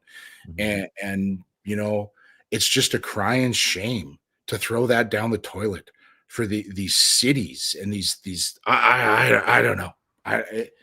It's just we gotta do this off the exit ramp, get out, see you later, adios, thanks guys. Take off, eh? Mm-hmm. That's what you need to do. Here's some more chats. We got Ann Walter for $4.99 says, FYI, I watch a YouTube news channel that sends notifications for their YouTube streams, but Discord 5 to 10 minutes before we start. What works well? No worries in response to YouTube. Oh, okay. That's good to know. I'm going to have to, maybe I should put that stuff in my Discord. Do we have moderators? Do we have a Discord link? Because I promised people I'd start putting the Discord link out there. We have a Discord server if you guys want to join. One of the moderators, maybe Peter, if you've got a chance, put that link in the chat and then people can jump in there. Because, we often go over there and have chats with people. Heather Marie with another one for $6.99 says, quick Google U.S. takeover Greenland drugs. And it's bent over fent addicts wandering in the snow. What? Yeah. How does a population of like 30,000 people have such a fent problem up there? No. This is what they were doing. I thought that was really disrespectful too. There were Greenlanders trying to mock Donald Trump. They were saying, "Oh, this is American culture," and they were pretending to be like fentanyl zombies. And I'm like, man, they don't. Well, that's not a Donald Trump problem. He's actually alleviating that problem. That's the thing. Not only that, but it's like you're willing to make fun of these people with like hardcore addictions. Like people don't understand what it does to some folks. Like you're willing to mock a person like homeless on the street, just to spite Donald Trump. I get you're allowed to dislike the guy, but why would you like stomp on a homeless person's face to do that? You know what I mean? Like that, again, I just don't have anything in common with people like that. That impulse doesn't occur to me. I am culturally different than people who think that that's okay. Period. And Trump derangement syndrome is this thing that really gets in under people's skin and gets like it becomes part of them.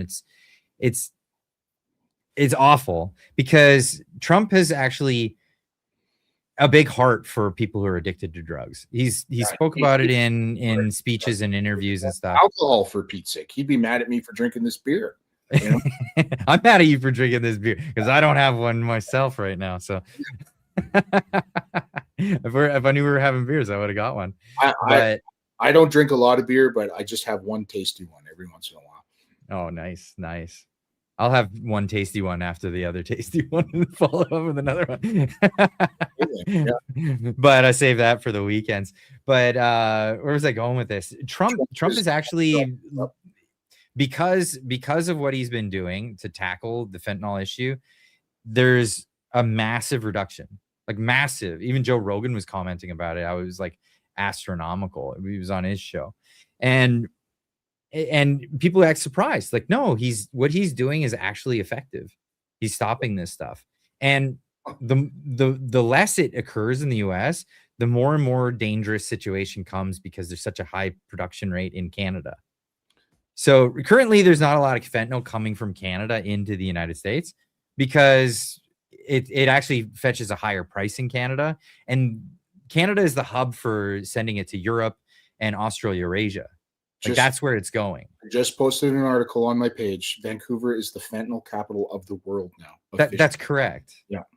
Period. But it's not going into the United States because if it was, holy hell would there be hell to pay on that one. Yeah.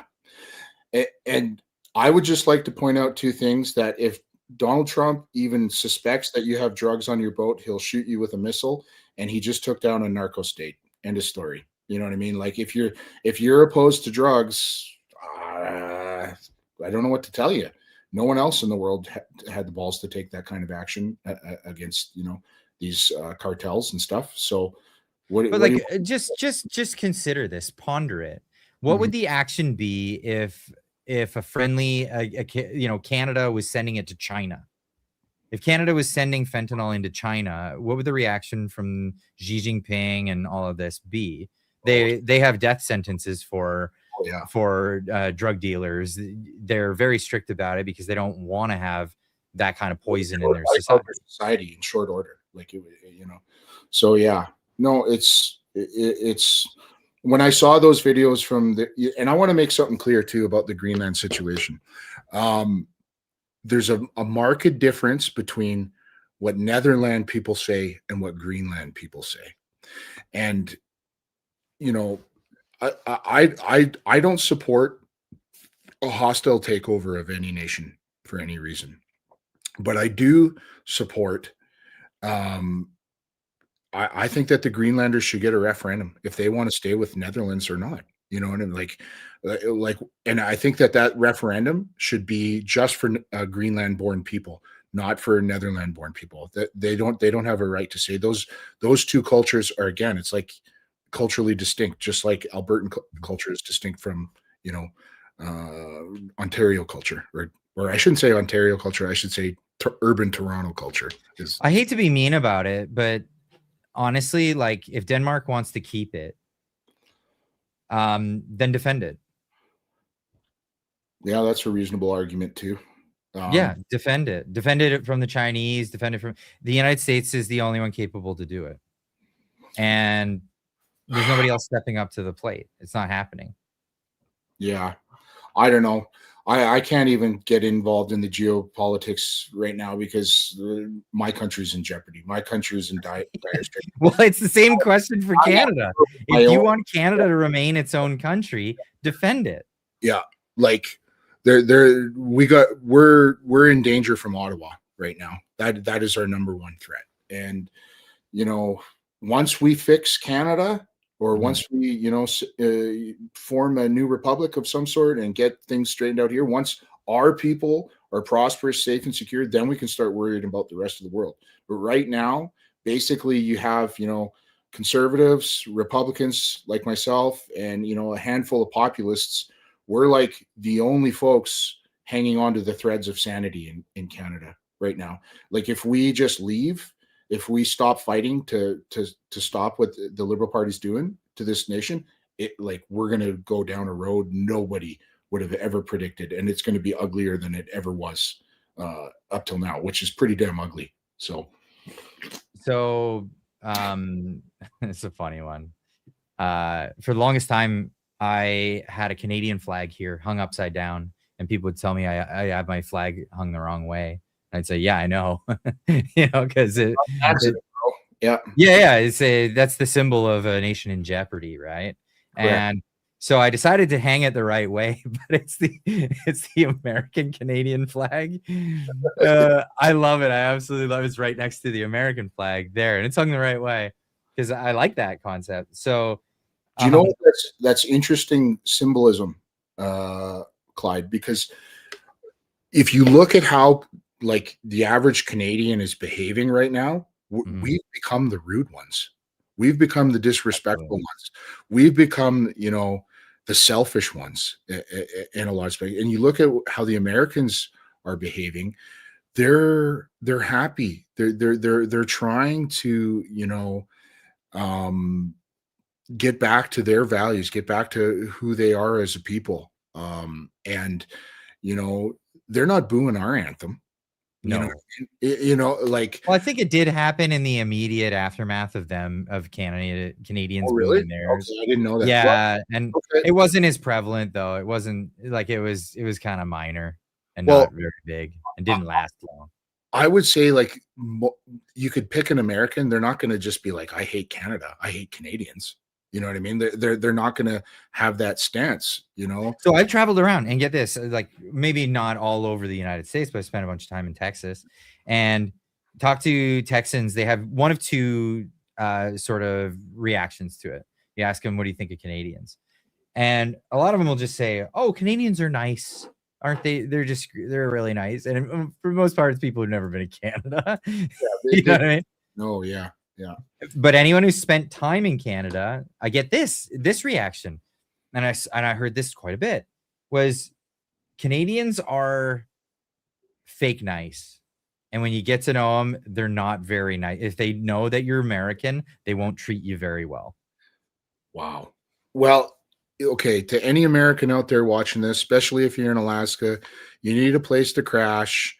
You want to come out here fishing. No.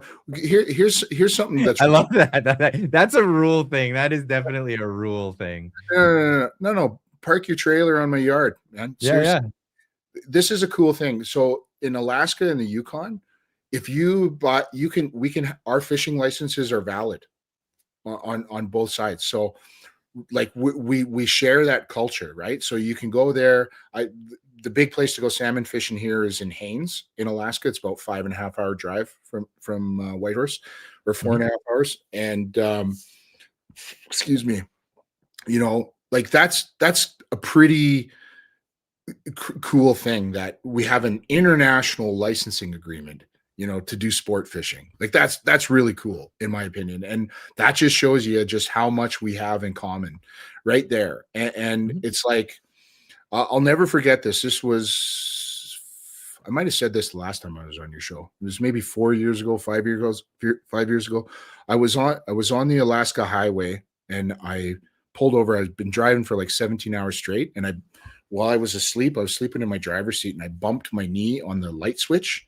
So when I woke up, my battery was drained and I woke up at, I don't know, 11:30 at night. So I went out on the highway and I was flagging people down. I said, I just need a quick boost. Take 5 minutes. I'll be up and going again. And I was out there for 6 hours. No one would pull over. One chick, I don't know if she ever sees this. She pulled over. She was like, "Hey, buddy, I know you probably need help, but I'm not getting out of the car." She thought I was like, trying to kill her. And I don't blame her. She was just like a young woman. Yeah. And I was like, "No, I just need a freaking boost, man. I fell asleep and my lights are dead." And no one would stop. And I even 10 years ago, man, like it would have been the first car that would have stopped.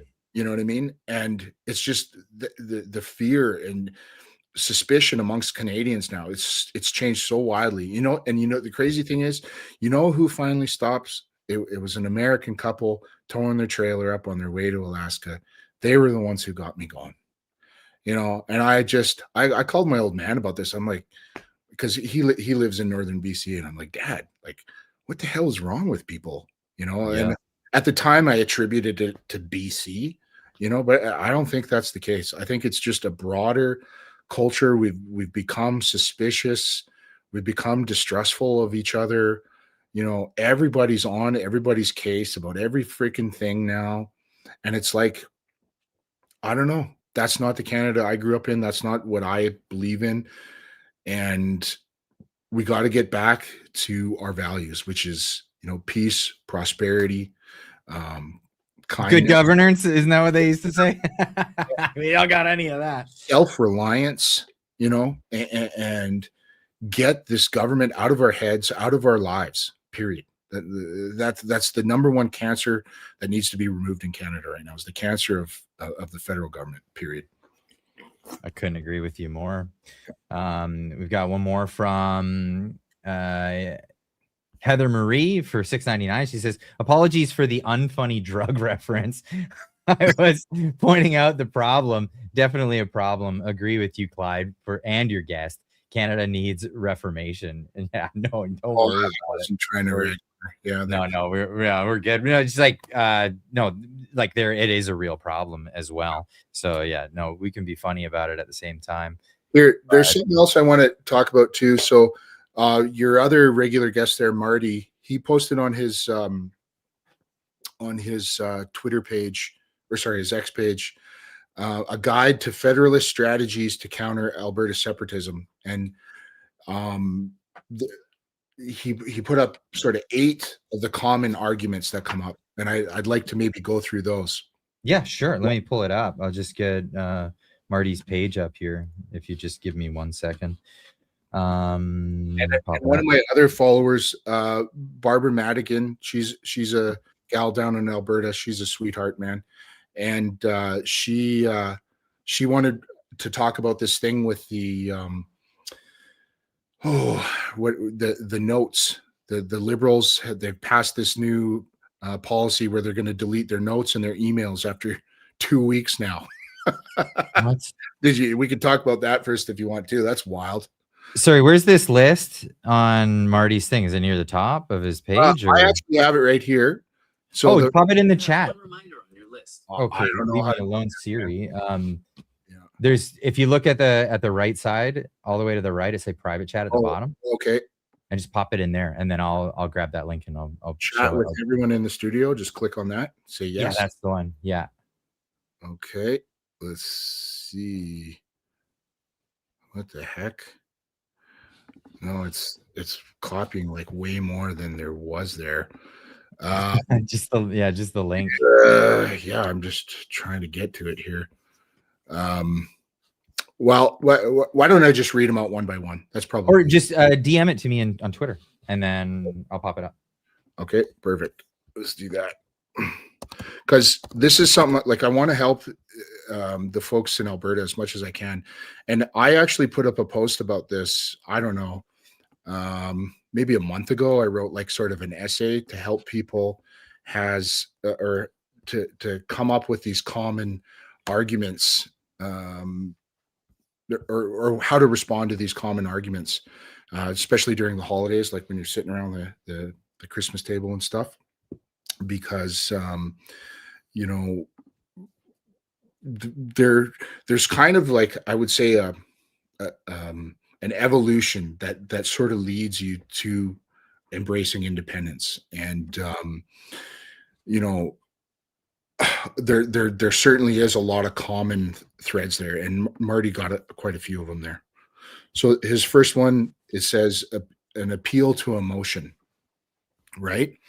So you won't be Canadian anymore. So first of all, that's not true. You're going to keep your Canadian passport. You're just going to become a dual citizen in an independent Alberta. And people say this is something that I both sympathize with, but also something that is starting to anger me a little bit too, because I see this constant comment. I just want to get back the old Canada, right? I just want to get back to how things were. It's gone though. It's never coming back. Well, there's that, but there's also the reality is that version of Canada is what led us to where we are right now. Good Right. point. So it's only okay to go back to that version of Canada if we correct the flaw that brought us there. And that flaw is our constitution, in my opinion. And, at the end of the day, Canada was in such a good place, here's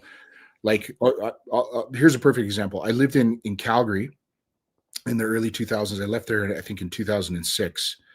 I was living there at the end of King Ralph's reign for a while. And man, what a time to be alive for a young man in Alberta. Rent was cheap, groceries were cheap, pay was high.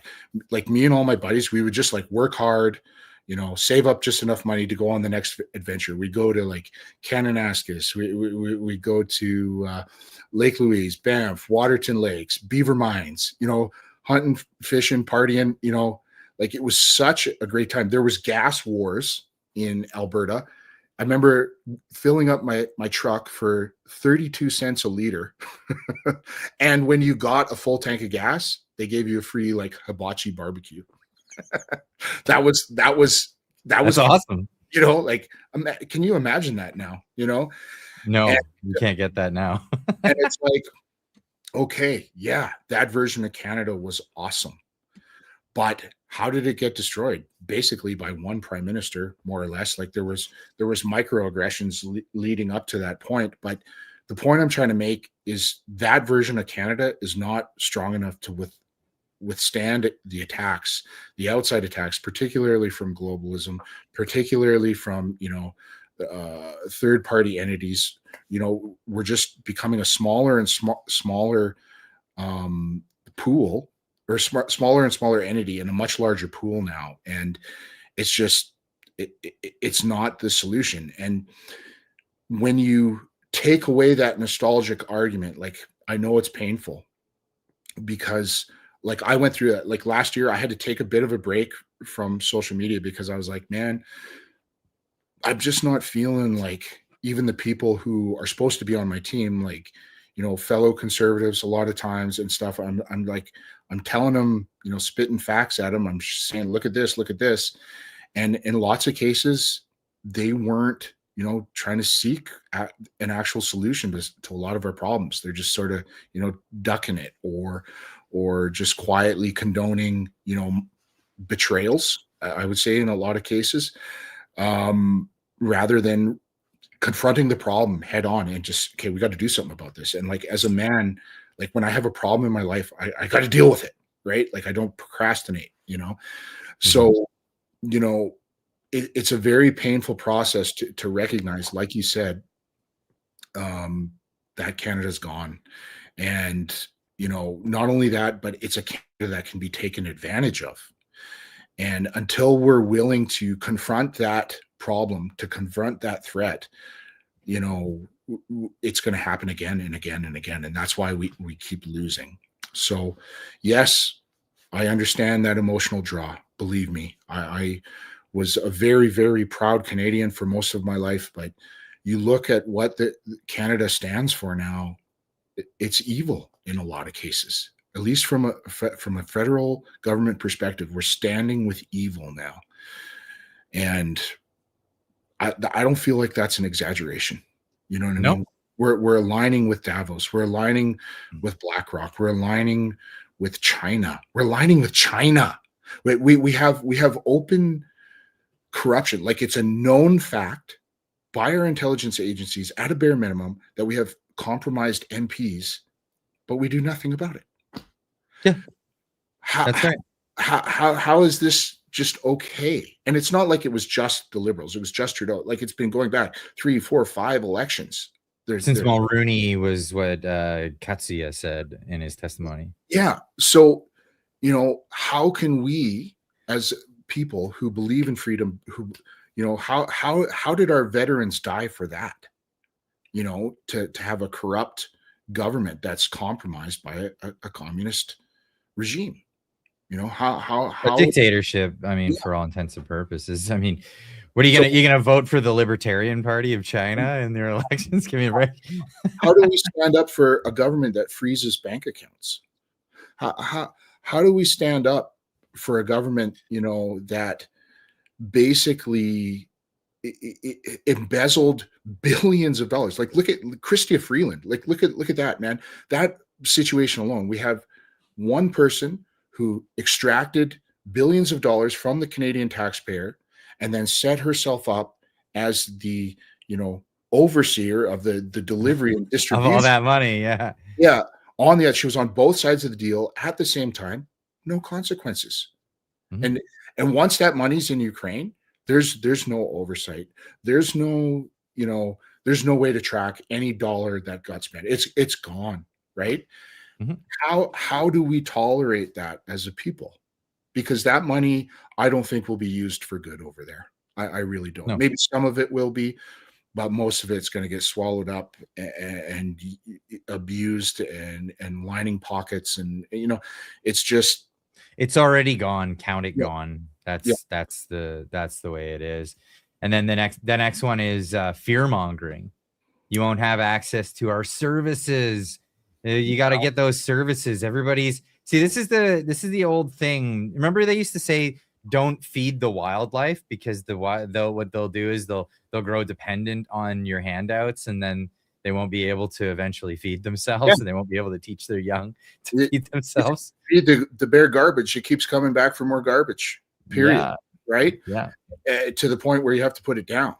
And so yes, the problem with that argument though is it's just factually incorrect, because if Alberta leaves Confederation, they're going to have a massive multi-billion-dollar surplus of money that they're sending to Ottawa right now. So not only is there going to Mhm. be more funding for these services, if that's really the version of Alberta that you want, if you're someone who's like, we need more funding, we need more healthcare, we need more, you know, programs, well, Alberta independence actually frees up funding for that right now Mhm. to an order of magnitude higher. So either way you The argue other for it, fear one, the yeah, other fear one is people's pensions. yeah, Their pensions, they won't get their pensions. That's not true. They'll absolutely get their pensions. yeah, and like probably, well, it'll depend on how all that plays out. It could get folded into an Alberta pension plan, right? But Mhm.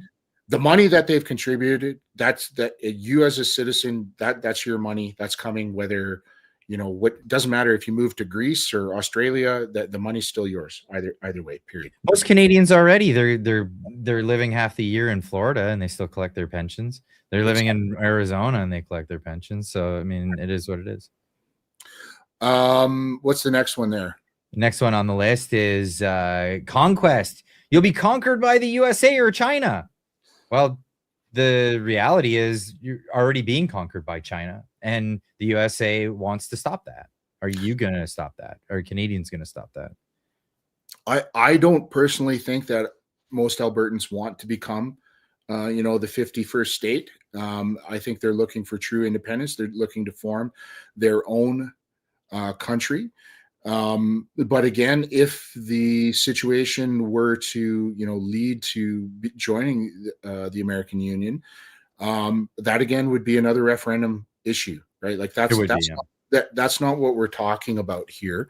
And you know, these folks are claiming right now that he wants the entire country to be the 51st state. So if really that's your threat, it exists, it like in your mind, if you that's what you're thinking is going to happen, it exists whether or not Alberta is independent or a part of Confederated Canada, period.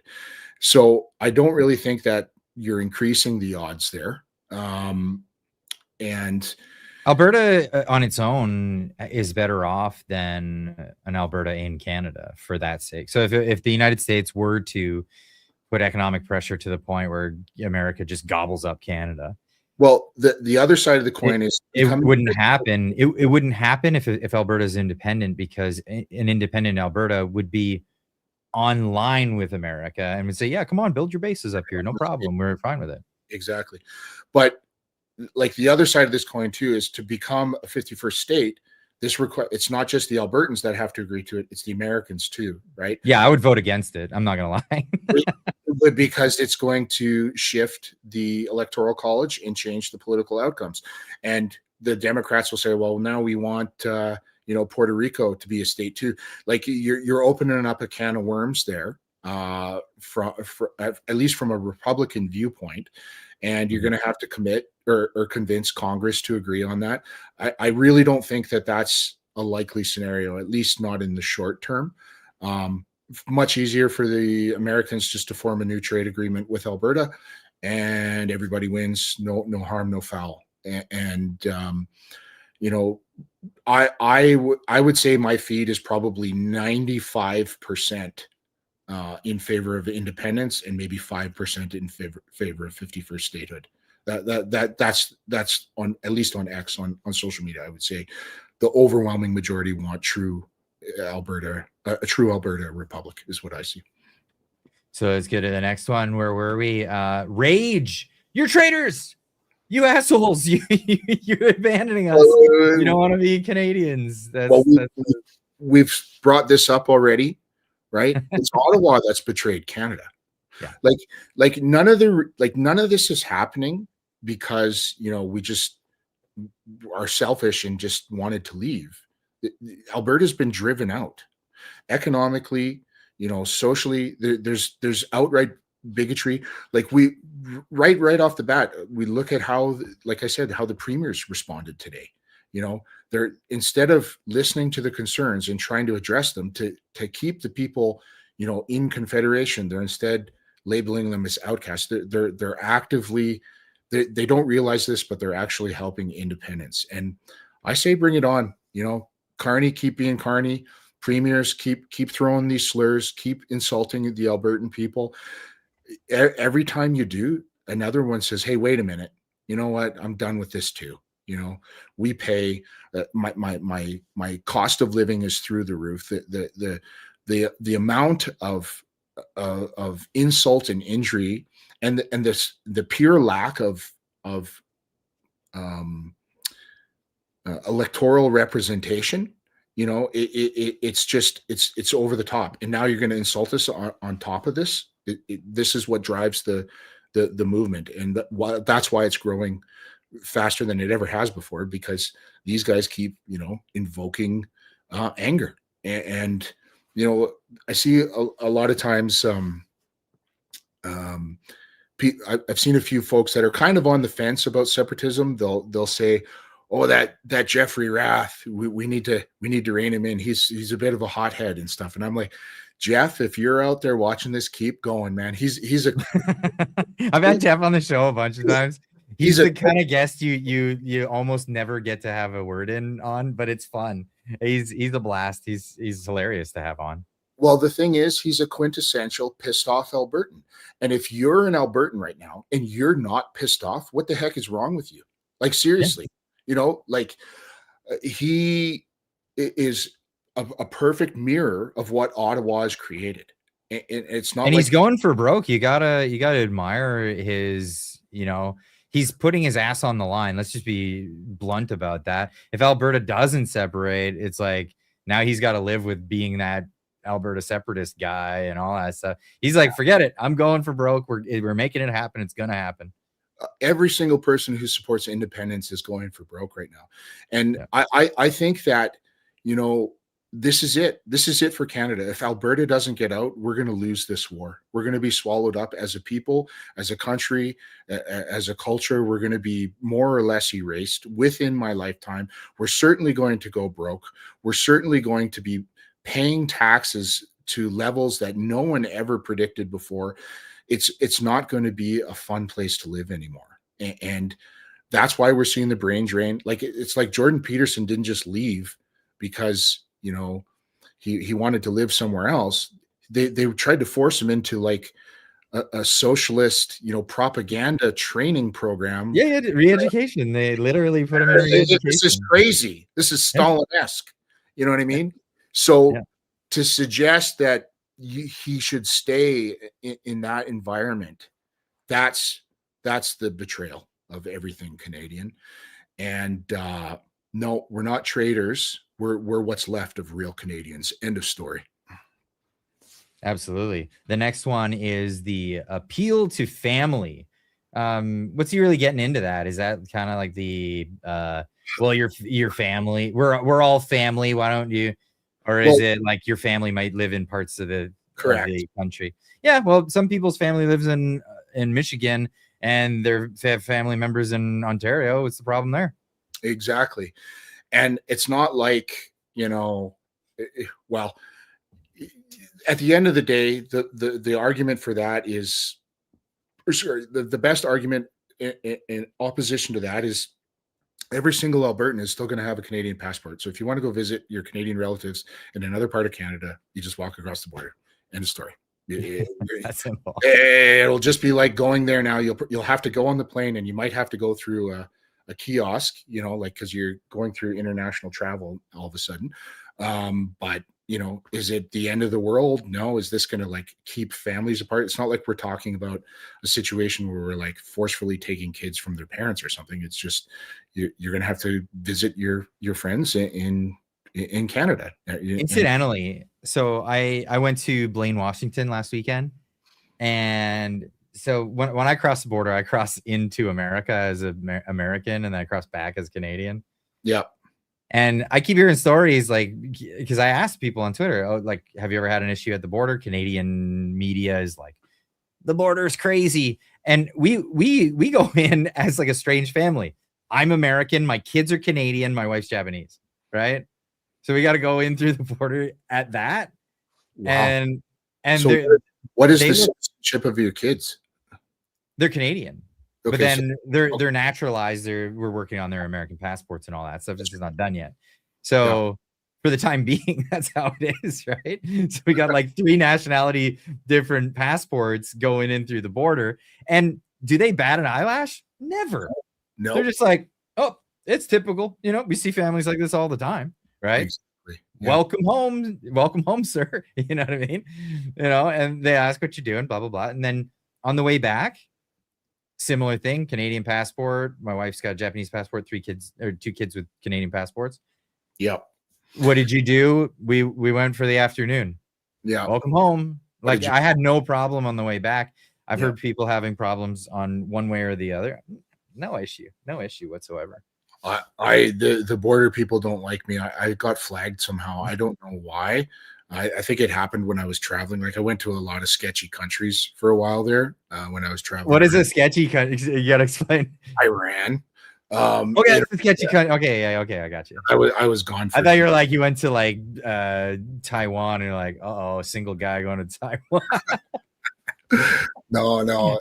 So like I'd been gone for years too, right? When I first came back, and I came back actually the first time it happened to me was at the Vancouver airport. And the guy came up to me like busy, like those terminals down in the lower part of the Vancouver airport. And there's like, everyone's getting their bag and stuff. And I'm just like waiting for my hockey bag with all my stuff in it. And the guy with the drug dog just beeline. He's just staring at me from across the room, came right up. No. All right, hello. He knew my name and everything. And he's like, how long you been gone for? Where are you coming from? I was like, oh, Thailand, whatever. And, but his dog didn't, cause I didn't have drugs. Right. And his dog didn't, indicate anything or whatever. They searched my bag and did all that stuff. And it was fine. But, after that, now basically anytime I go to the US border, they put a little SSS on my ticket, and then they say it's random screening, and they pull me out, and I got to go through this. That sucks. Yeah, that sucks a lot. Yeah. I got a chat here. It says, Clyde, it's illegal to travel with more than one passport. Espionage charges. Oh, no, I can't. So if I enter the United States, I have to declare myself as a U.S. citizen, and I have to show my passport as a U.S. citizen. Yep. And if I've gotten in trouble for entering Canada with my American passport before. I went to Japan once, and my Canadian passport had expired. So we went to Japan. When I returned, I had to return on my my American passport, and they gave me a lot of crap I didn't get pulled into a room or anything, but the guy like kind of gave me what for at when I entered. They let me enter, but Yeah. that was the thing. Yeah, it's interesting how if you have dual citizenship, the country you're entering, they want you to declare that you're that citizenship first, Yeah. right? Which I think is fair, right? You should have loyalty to the country you live in, you know, et That's cetera. why I'm moving to the United States. Right? So on to the next one. Reasoning. Stronger together, the least common tactic. We're stronger together. That's why everyone should stay. You shouldn't separate from Canada. Your connection is getting worse, by the way. I don't know what happened there, but Mine is? yeah, you Oh, you just went from recent internet to 1990s internet. We're on dial up now with Yukon Strong. oh, sorry, bro. Is it No, still? no, No. no. You're good. You're good. The audio is fantastic. The just picture kind of went grainy. Well, so what are we? Okay, so we're stronger together. I would say Stronger yes. together. Ottawa is definitely stronger with Alberta part of Confederation, but I think Alberta is weaker with Ottawa as part of the equation. And the primary reason for that is that, you know, we often hear this argument, well, Alberta's landlocked. Well, that's true, whether they are an independent nation or not. But they're politically and policy landlocked as well if they stay in Canada. Mhm. So it's not only that they're, you know, fighting off the geographic realities of getting their resources to market, they're fighting the entire government apparatus. And I think that in very short order, once Alberta got free, they would be able to negotiate at a bare minimum of, you know, massive export with the United States, and most likely with British Columbia too, because they're going to be in a position now where saying, well, if you're not going to play ball with us, we're not going to play ball with you, and that's going to make things very difficult for British Columbia to get their goods to market across the rest of Canada. And you know, I don't want to see things get ugly, you know, between the provinces like that and stuff. But at the end of the day, Canada's the one inflicting this pain upon them. And it is open hostility from Ottawa, it is open hostility from Quebec, and it is open hostility from British Columbia, not only just on the resource front, but as we saw today, this open disrespect and insult to the people of Alberta, period. So I don't know what you want me to say. It's not like Alberta's doing anything here. They're saying, hey, we'd like to sell our oil. You So I know, want to address the landlocked statement. yeah, So list of other countries that are landlocked that are doing just fine: Switzerland, Luxembourg, Austria, Czech Republic, Liechtenstein, one of the most wealthiest per capita nations in Europe. So yeah, they're all landlocked and they're all doing just fine. I don't think that's an issue at all. yeah. And like people have to remember, there's still like Alberta has pipelines and an independent economy right now. So even if just Alberta just stays as is, like there's a massive increase in revenue and a massive decrease in regulation and obstruction from an economic perspective. So I think that that argument is one of the worst ones to make of all. I don't think that Alberta is stronger in Canada anymore. And they're not even done. Yeah, There's more. We've got number 8, disrespect for fallen veterans. I think you've already addressed this one, but get back on that one. So it would be disrespectful for our fallen veterans if you were to separate, they would have died for nothing. you know, yeah, we did talk about this before, and again, I think that the problem is that argument fails because, like I said, veterans died to protect the Canadian people, not to protect the government apparatus and Confederation itself. And as mentioned, Canada is openly inviting our enemies into our country now and rewarding them while punishing veterans, and, you know, more or less saying, hey, just why don't you kill yourself and get it over with. You know, like I'm that is one of the things that really makes me boil about Canada. I think anyone who's been injured or has risked their life in combat, you should come home to a nation that takes care of you, period. You know, you look at, you know, just a government worker who just works for 6 years, they get a pension. Like they didn't risk a damn thing, man. They were spoiled the entire time they were in that position. And you know, our soldiers went to some of the worst places on earth, or well, maybe not the worst, but the hardest, places on earth to fight evil and defend our freedoms and defend their people. And the least we could do is help them out when they come back. And Canada's not doing that. I think that if you're a veteran and you are serving the nation of Alberta, a Republic of Alberta, I would say that you will be far more likely to be treated with the respect and gratitude that you deserve. End of story. I like this comment from the chat. SA Bound says, "Did they die for what we have now? No, Is that what they died for?" I No. don't think so. I think they died fighting opposed to what we have now. Absolutely.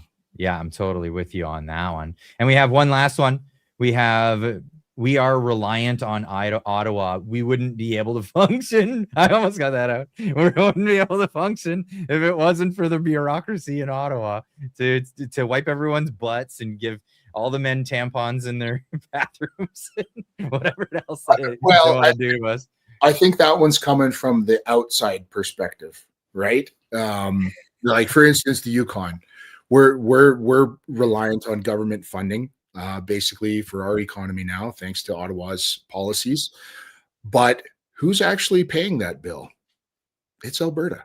The money goes to Alberta, sends them the money, and then it comes to Yukon. I say Alberta just cuts out the middleman, and we repay Alberta with access to our minerals, our oil and gas reserves, another border with the United States, a deep water port in the Arctic Ocean. And I don't want us getting a free ride. We will be happy to earn our place in a Western Republic through industry development, entrepreneurship, and absolute standing up for freedom and the traditional Canadian cultural values, period. Yeah, I couldn't agree more. Absolutely. That's yeah, I'm with you.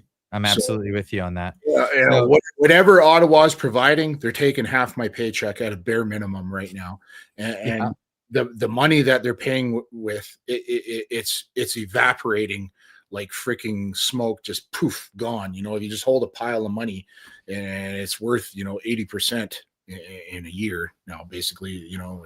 Oh yeah, I'm exaggerating a little there, but not really. You go to buy a steak now, it's like $75 for a freaking steak. Like what do you want me to say? I look around and the cost of living is absurd. The taxes are absurd. We have compound taxation in certain cases. The cost of energy is absurd. I don't know, right? My friend, she's just going on a holiday to Greece right now. You can fly from Vancouver to Greece right now for $450 Canadian. No way. Go look it up. 450 to 550 were the deals that I saw. You know how much it is to fly from Whitehorse to Vancouver? I don't know. No. $550, same price. That's a perfect example of exactly what's wrong with Canada, is that we have all these taxes, all this bullshit, all these surcharges, all these improvement fees, whatever it may be, that just like doing something, reasonable, like flying from a 2-hour flight from one city to another, the cost is the same as flying across the world. Google it right now. I believe you. Yeah. I believe you. I mean, that's one thing I'm looking forward to living in the States is when we want to travel to places, especially like domestic flights in the US. They're so cheap. And if from Austin, if like me and the boys want to have a weekend in Vegas to go see Penn and Teller or whatever, I don't gamble very much. That's not a thing for me. But I just want to go shoot some awesome guns in Nevada. Like half the time they have like deals and stuff. It included a hotel and all that stuff. It's like a couple $100 for a whole weekend. It's crazy. But yeah, no. I know what it costs to fly people because I have to fly 4 human beings every time we go to like Japan, or if we're making trips to Texas to set our plans for the next move. It's it's very expensive from here in Canada. Like you go to Canadian Tire or a hardware store. It doesn't matter where it is. That like even 10 years ago, there used to be like sort of the cheap, sort of crappy, Chinese made brands, like a screwdriver. And you'd look, it'd be like $3. And you'd be, okay, I'm going to buy that screwdriver, but I know it's not going to last, more than a few times. It's going to strip, it's going to bend, it's just not a quality tool. Yeah. But I'm going to buy it just because it's cheap, right? Now the problem is you go to Canadian Tire, like the quality stuff is the cheap Chinese crap, and it costs like $7.99 for like a screwdriver. Like every little knickknack, every little thing, tape, toilet paper, whatever it might be. It's just the prices are absurd, and that is 100% due to the Liberals devaluing our currency through inflation, 100%. But also just the regulation and the cost of energy to get it delivered from point A to point B. It's all goes back to Ottawa.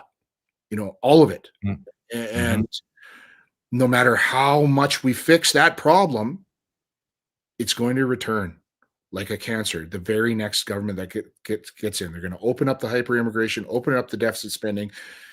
It just the cycle repeats. So just keep doing it. Keep doing it. We got another one from Fubar 1982 AWOL says for 5, Republic of the West minus the NDP, Alberta, Saskatchewan, Manitoba minus the NDP, Yukon, Northwest Territories. Who says no? Yeah, Manitoba's a little sketchy right now. They got the NDP in power there. I don't know. I've really only been past Saskatchewan once or twice in my life. The Eastern Canada really is a different situation out there. But I want to get that Saskatchewan potash into the United States without the Canadian government. Oh, for sure. I want that happening. And Ottawa disrespects them too.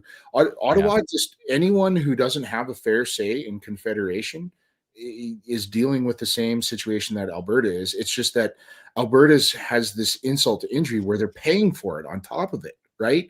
So it's just, I don't know. I think that if you look at the support for independence right now, everybody's underestimating it. Personally, I think it's probably at about 35% right now. That's what, like, if I just look at the polls and judging by the reactions and stuff. So what that means is every person out there who wants to break Alberta free, you got to convince one person. You got to convince one person, who's kind of sitting on the fence. If you do that, it goes from 35% to 70. That's it. It's done. So that is your goal. If you believe in Alberta independence, you got to convince one other person to join on board with you. You gotta get the you gotta get all the communities in all of Alberta in on it. Yeah. Well, you can't just lean heavy on Edmonton and Calgary, right? And Edmonton's rough, man. Like Edmonton is one of the most socialist cities in Canada, and that's not an accident, right? Like again, the government's trying to change the demographics there to override the Albertan culture. But I think that Calgary is going to be a real battleground. And, you look at what Rath and the APP, they're doing down there. They've got an organized plan. It's having success. I want to bring this up too. Like I've seen a few, social media personalities sort of, I don't know if I'd call it grifting, but I say that as I'm wearing a cowboy hat and pretending, I'm an Albertan right now. But I think that everyone who believes in this cause needs to just get behind the APP.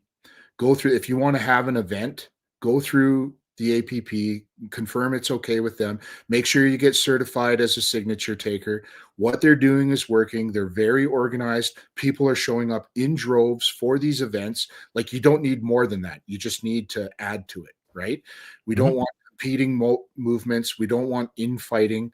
What we want is just one focus, get those signatures right now, and then the war actually starts. And I think they're going to be really successsve with the collection here of signatures. Like I said, as an outsider, because I don't consider myself an insider to this movement or any of it, I'm just on the sidelines going, go boys, love to see it happen. You know, Yeah. that's my stance. So cheering it on. One thing I will bring up too is that the opposition to this. So let's talk about Lukasic there for a sec. He they managed to, I think it was 430,000 signatures they got in the Forever Canada, which is a pretty large number. That's And a huge number. Yeah. So something to consider. But are those online signatures? Well, here's the thing, right? Yeah, there's a very different threshold for the signatures he was collecting, I think, versus what the APP was is collected. But here's the thing. What that number indicates is that there's a very organized response to this. And I would say that response came primarily from government workers, teachers union, healthcare union, probably, maybe a few indigenous groups. I don't know, but definitely sort of the core NDP was behind that. And what that indicates to me is that they're afraid, right? When you have that level of organization to get that many signatures in the time frame that he did, whether they're legit or not, what that tells me is that they're doing some polling and they're afraid of what could happen here. And I think that it doesn't bode, that's not something that the APP and pro-independence Albertans need to fear. They need to recognize that they got to just keep doing what they're doing, keep growing that movement. And, if they weren't, worried that you could be successful, they wouldn't be doing these counter petitions. That's a really good point. And the more frantic they get, the more it shows just how scared they are about it. We got one from user N3YMIZ. Okay, that's all. YouTube gave you your name, but thank you for the $10 super sticker. I really appreciate that. And Secret Bass Rings just became a member. Thanks for joining up, my man. Appreciate that. We got some stuff coming up for members on the channel. As you may know, we do the Marty Clyde show every Wednesday. It's no longer a live show. Explained all of that yesterday, why. You can go watch that again, especially if you're a member. You can go watch the members only portion of that show.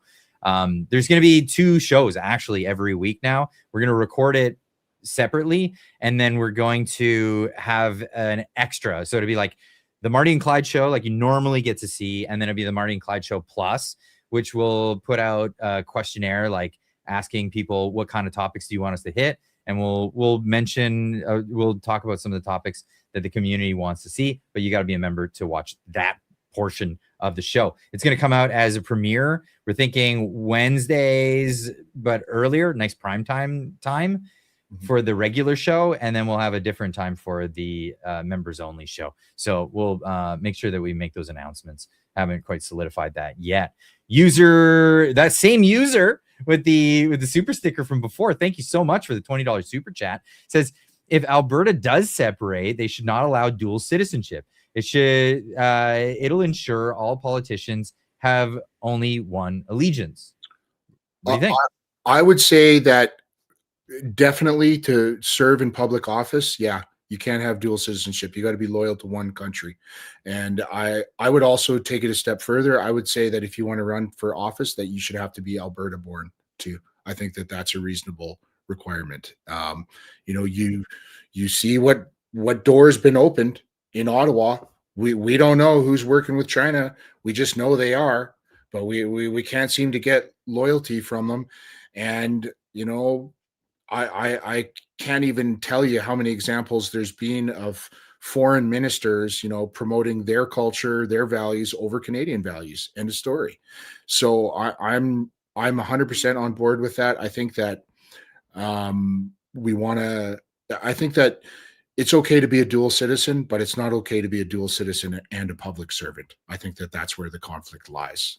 And I think that if you're going to live in Alberta, you got to contribute to Alberta. You got to be Alberta first. And I don't really know who's going to know better how to do that than an Albertan. So I say, Albertan born too. Well, I can't disagree with the first half. I don't know about the Albertan born, because some people there's a lot of like senators and stuff in the U.S. that weren't born in the U.S. Of course, the ones that married their brother to get into the U.S. maybe they shouldn't be around, but that's another story altogether. I like this one from Michael here. He says, "Do a morning show, Clyde." That might be something. Right now, I can't because I still pull wrenches every day. I go to work every day for 8 hours a day and pull wrenches, so. Can't do that right now, but pretty sure if everything works out, once I'm down in Texas, I might be able to do a morning show. I don't know if it'll be on this channel or the second channel. Make sure you go check out the second channel. It's called the Do Something Podcast. It's growing very fast as well. So make sure you get in on that, because a lot of these pieces of this conversation, if you didn't catch the whole 2-hour podcast, chunks of this will be on that show. It'll be on that channel. So go check it out, because there'll be little points that you'd be like, I didn't remember them talking about that. I'm glad they put that out there. So that's the thing there. So next one is also from that same user with the gobbledygook name. Sorry, unless it's supposed to be a name for something. Thank you so much for $20. Says, in the same vein, only second and third generation Albertans should be allowed to hold any public office. Alberta will need to be ruthless in this regard. Yeah, so there you go. There you go. You got more sentiment in that, right? Like I'm reading somebody's mind. He's even more than me, right? And I think it's a reaction to government abuse. This is something else I want to bring up. So a lot of times I see American influencers. They'll sort of poo-poo on Canadians. Oh, Canadians are a bunch of pussies. Blah blah. They'll sort of look down on us, and how are they letting this happen to their country? A couple of things I want to bring up. Number one, the federal government has been trying to seize our firearms now for 5 years straight, nonstop, 24/7. They've managed to get 22 guns so far. That's it. That is all they've collected. We don't have the Second Amendment, right? Yeah. And number two, Canadians are extraordinarily well versed in fighting a tyrannical government from a completely, disadvantaged position where we have no legal standing, really no constitutional rights. We don't have free speech. We're still here. And not only that, but we're on the cusp of taking these I'm not going to say it because I don't want to screw your. No, you get yeah, go. we're on the cusp of truly changing the course of our country for the better, once and for all. And Americans, don't get me wrong, they got a powerful military. I'm not poo-pooing on Americans, but they're not used to that. They're born with all these rights and all these civil liberties. They've never had to fight for them like we have. And when I see these comments, I would suggest that they fought for them quite a bit, and there's quite a bit of. I'm talking in the modern context in the last, well, I guess what I guess maybe I am off base there. There has been, I guess, a few tyrannical moments from the federal government in America, but all of those battles were fought with like a legal foothold for them to stand. Even this crap in Minnesota that's happening right now, they're out there. They're protected by speech. They're protected by the Second Amendment. We don't have that opportunity in Canada. We're just literally like sitting ducks. So we got to be way smarter. We got to keep way cooler heads, and we got to take way bigger risks. Or risk much larger penalties. Like, look what happened to Tamara Leach. You know what I mean? She didn't do nothing. She didn't do nothing, and they dragged her through the courts. They just didn't like what she was saying. And that's still ongoing, even though it was found by the courts to be an unjust action to invoke that Emergencies Act, to arrest those people, to freeze those accounts. There's still no recourse there, really, and she didn't even technically park illegally. She was just a passenger. Just a passenger, right?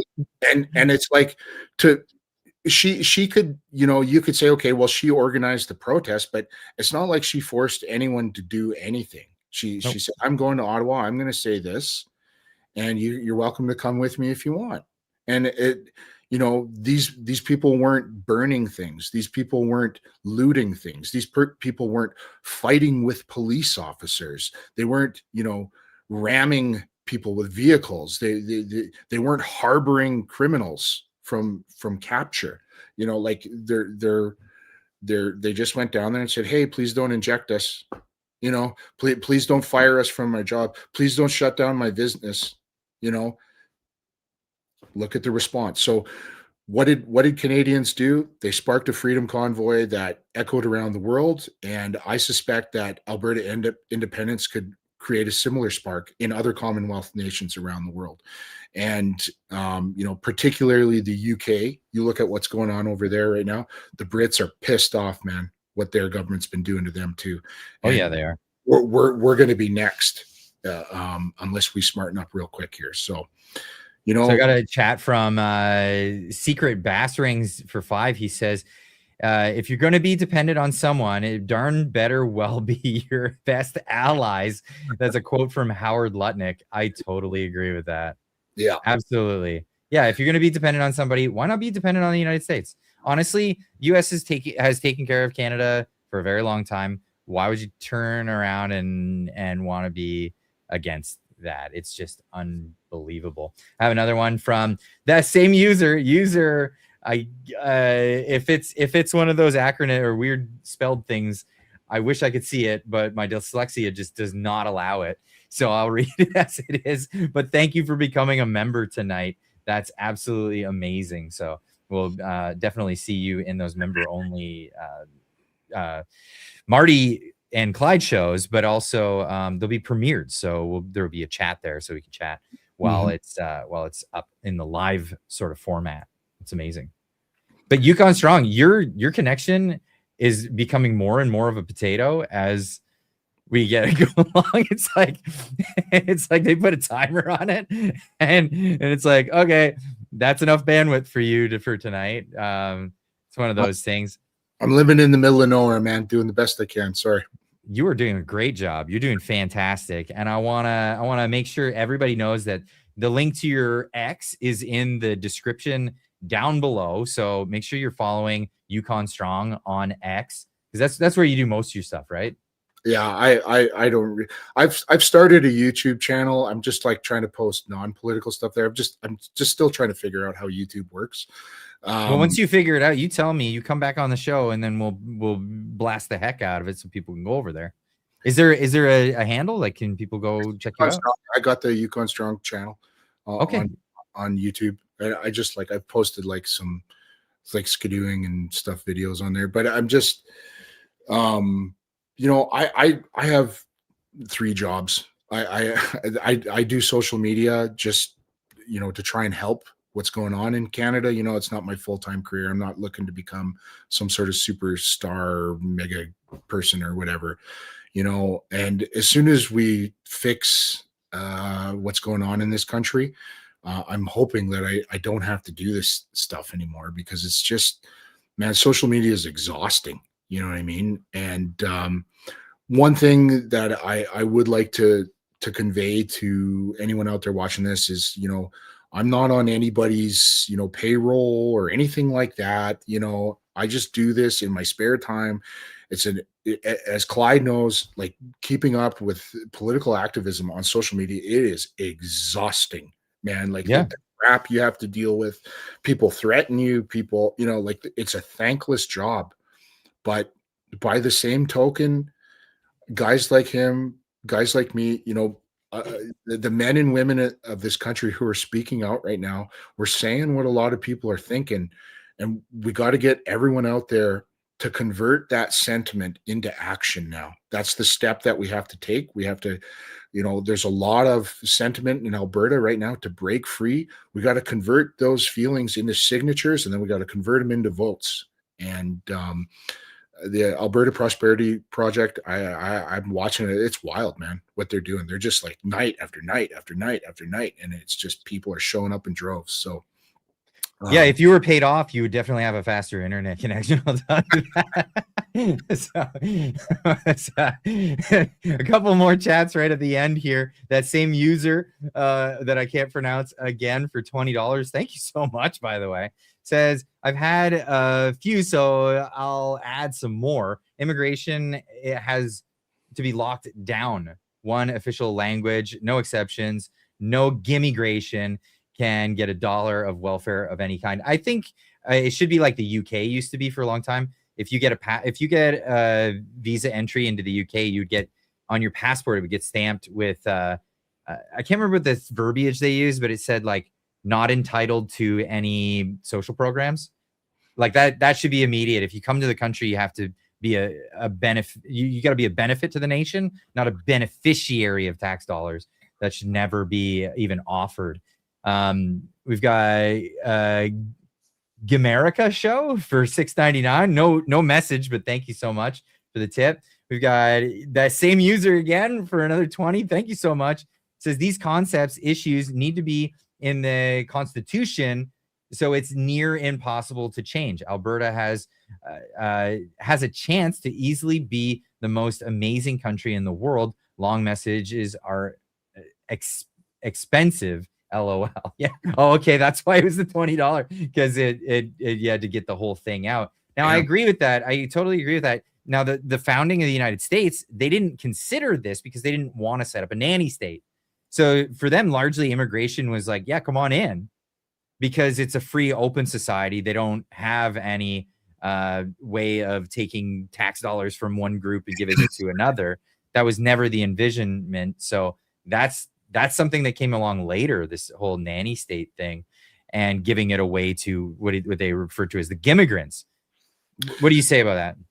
Well, what I would say is the fundamental conversion that needs to take place, not just in Alberta, but across Canada, is that we have to have a government that stops focusing on bringing in foreigners to supplant the workforce, to promoting Canadians to having families. That is the number one thing. Right now, the cost of living really puts it out of touch for a lot of young folks, housing in particular.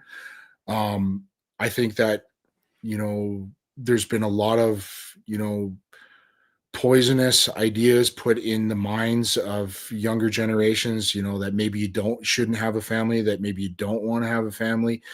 And that's the powerful way to go about things. I think that's completely wrong. I think that our government should offer, like a 5-year tax holiday to any new parent, like both the mother and the father. They can work tax-free for 5 years. There needs to be a financial and social incentive to have babies. Is really what we need to get back to, because that's where all this division comes from. That's where all this social strife is coming from, because there's a lot of immigrants who come over here. They work hard, they start businesses, they do very well for Canada, and they contribute and pull their weight. But there's a lot, unfortunately, who don't. I was watching HRH Elliott the other day, and he did a study of, it was the Refugee Assistance Program. I think it's RAP is what it's called. And basically for the last 11 years, it just showed like what's been going on. And 40% of refugees in Canada are still on social assistance after 11 years now.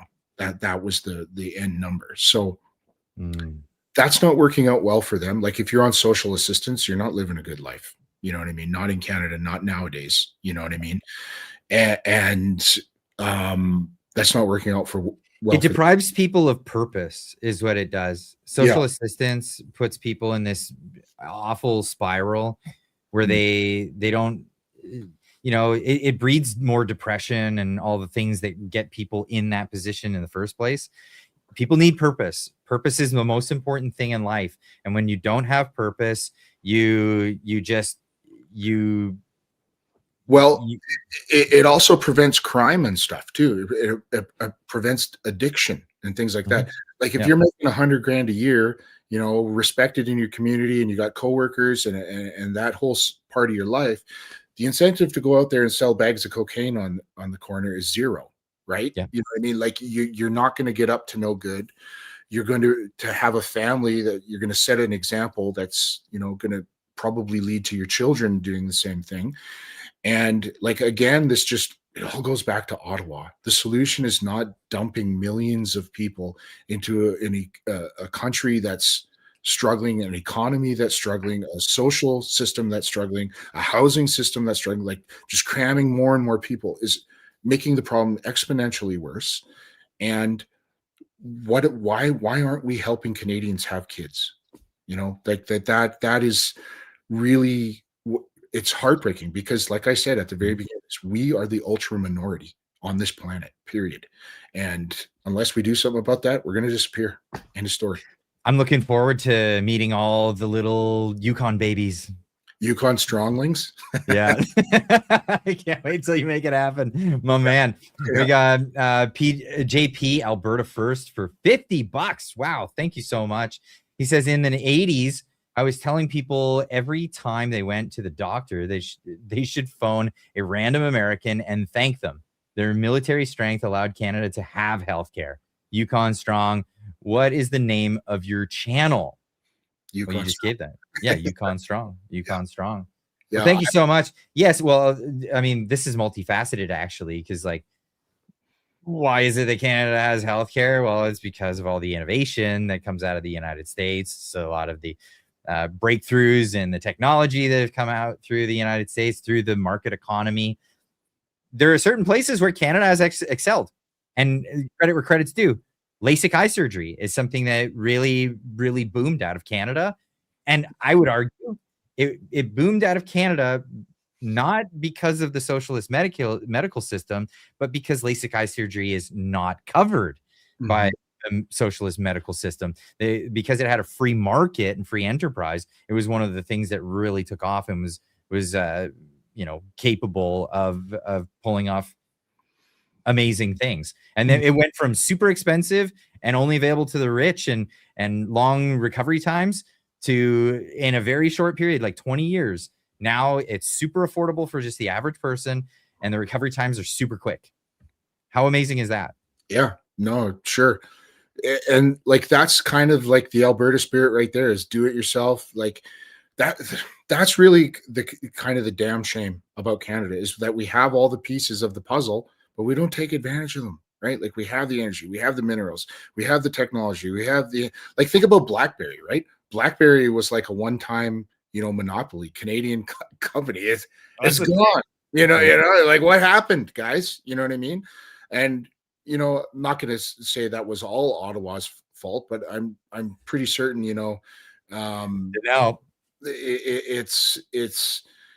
it's not a conducive environment for any sort of startup or entrepreneur to really get ahead now. The government just hammers you on taxes from day one, and the capital gains, everything, man. Like, it's just, no matter how much you make, the more they take. And that's not how you promote, new ideas, promote innovation, promote self-sufficiency, promote reliance. And then there's a Laffer curve on top of that. So like Arthur Laffer, he was an economist, famous for working with Reagan. And he's still around. Holy cow, he's still around doing interviews and stuff. And his claim to fame was the Laffer curve, where he made a bell curve where it's like, the more taxes you raise, the less you get to a point, and then the revenue that you actually can collect drops off a cliff as you raise the taxes. So at a certain point, people are just like, I'm going to work under the table. I'm going to go leave the country. I'm going to do all these different things to get away from the tax burden. And that's exactly what we've been seeing in Canada. As the taxes go up, the revenue goes down. And so they're getting less revenue collected, and people are checking out, and the brain drain is absolutely real. Yeah, it's brutal, man. It absolutely is. So Chon for 279 says Canadians need something UP, and it ain't elbows, or something up and it ain't elbows. Yep, that's right. But DJ Yukon Strong, thank you so much for coming tonight. And we've been going for like 2 hours and 40 minutes. Yeah. I would like to maybe end on one final note here, Absolutely. with respect to firearms. Um, you know, we're at a crossroads right now, and you know, it's really important right now. It's probably one of the most important moves that every Canadian gun owner could make right now, is just to do nothing right now. If Ottawa wants our guns, make them come and get them. It's really that simple. And, you know, I think a lot of people who comply with this program that they're trying to push right now, they're probably going to wind up regretting it, I think, because like the police are against them now. Most of the provinces and territories are against them now. Um, you know, the environment is not conducive to them being very successful whatsoever. And I know it's a little bit scary to, sort of defy the government. I think, especially because gun owners, they're super law abiding people, right? But the problem is, like, we have complied and complied and complied and complied, and they've bigoted us, they've demonized us, they're criminalizing us, right? So the solution is not more compliance anymore. It's really not. That's just only going to lead to worse things. If they get our guns, that's only the beginning of what they're going to do to us. It's not the end, it's the beginning. And we have to show them that there's a line that we will not, you know, uh, you know, retreat from, and that if they're going to, talk about making Canada a safer place, yeah, we're on board with that. We want criminals locked up. We don't want, bad people doing stupid things with guns. We absolutely believe in firearm safety. We absolutely believe in legal ownership, but we're not going to accept the blame for crimes that we did not commit. That is just as egregious as, quote unquote, breaking the laws. Like, you can't reward a government for tyrannical behavior. You can't. And guns are a part of Canadian culture, period. Every corner, every territory, every province, historically and in the modern context, we cannot retreat on this line. So do what the Yukon did. If we can do it, you can too. We've lobbied our local territorial government to put in legislation to protect us. Alberta did it. Saskatchewan did it. There's many provinces now that have come out and said, we're not just going to participate. Don't let them stop there. Go down, talk to your justice minister, talk to your, general attorney. Say, you know what? It's not enough for you guys just to say we're not going to participate. We want legislation too. Now is the time to push for that, and it's totally possible. And as these politicians are finding out, it's incredibly popular too. That's why they're doing it. If this was going to have negative political consequences, they would not be saying this voluntarily, right? So ride that wave, hold the line, and get your little corner of Canada safe from the Liberals too. Ride the wave. All right. So for future podcasts like this, make sure that you're subscribed to the channel. You won't be notified otherwise, because we're not going to put out big heads ups on these live streams anymore. They'll be impromptu. They'll be in the moment. And if you want to catch more live streams like this and more podcasts like this, make sure you're subscribed with the notification bell rung. We got one last super chat at the very end from 1340 megabytes or MB for $2. Thank you so much. Really appreciate it. Everybody have a great night. Yukon Strong, hang on the line. We're going to chat afterwards. We'll see you guys all in the next one. Keep on trucking. Free Alberta.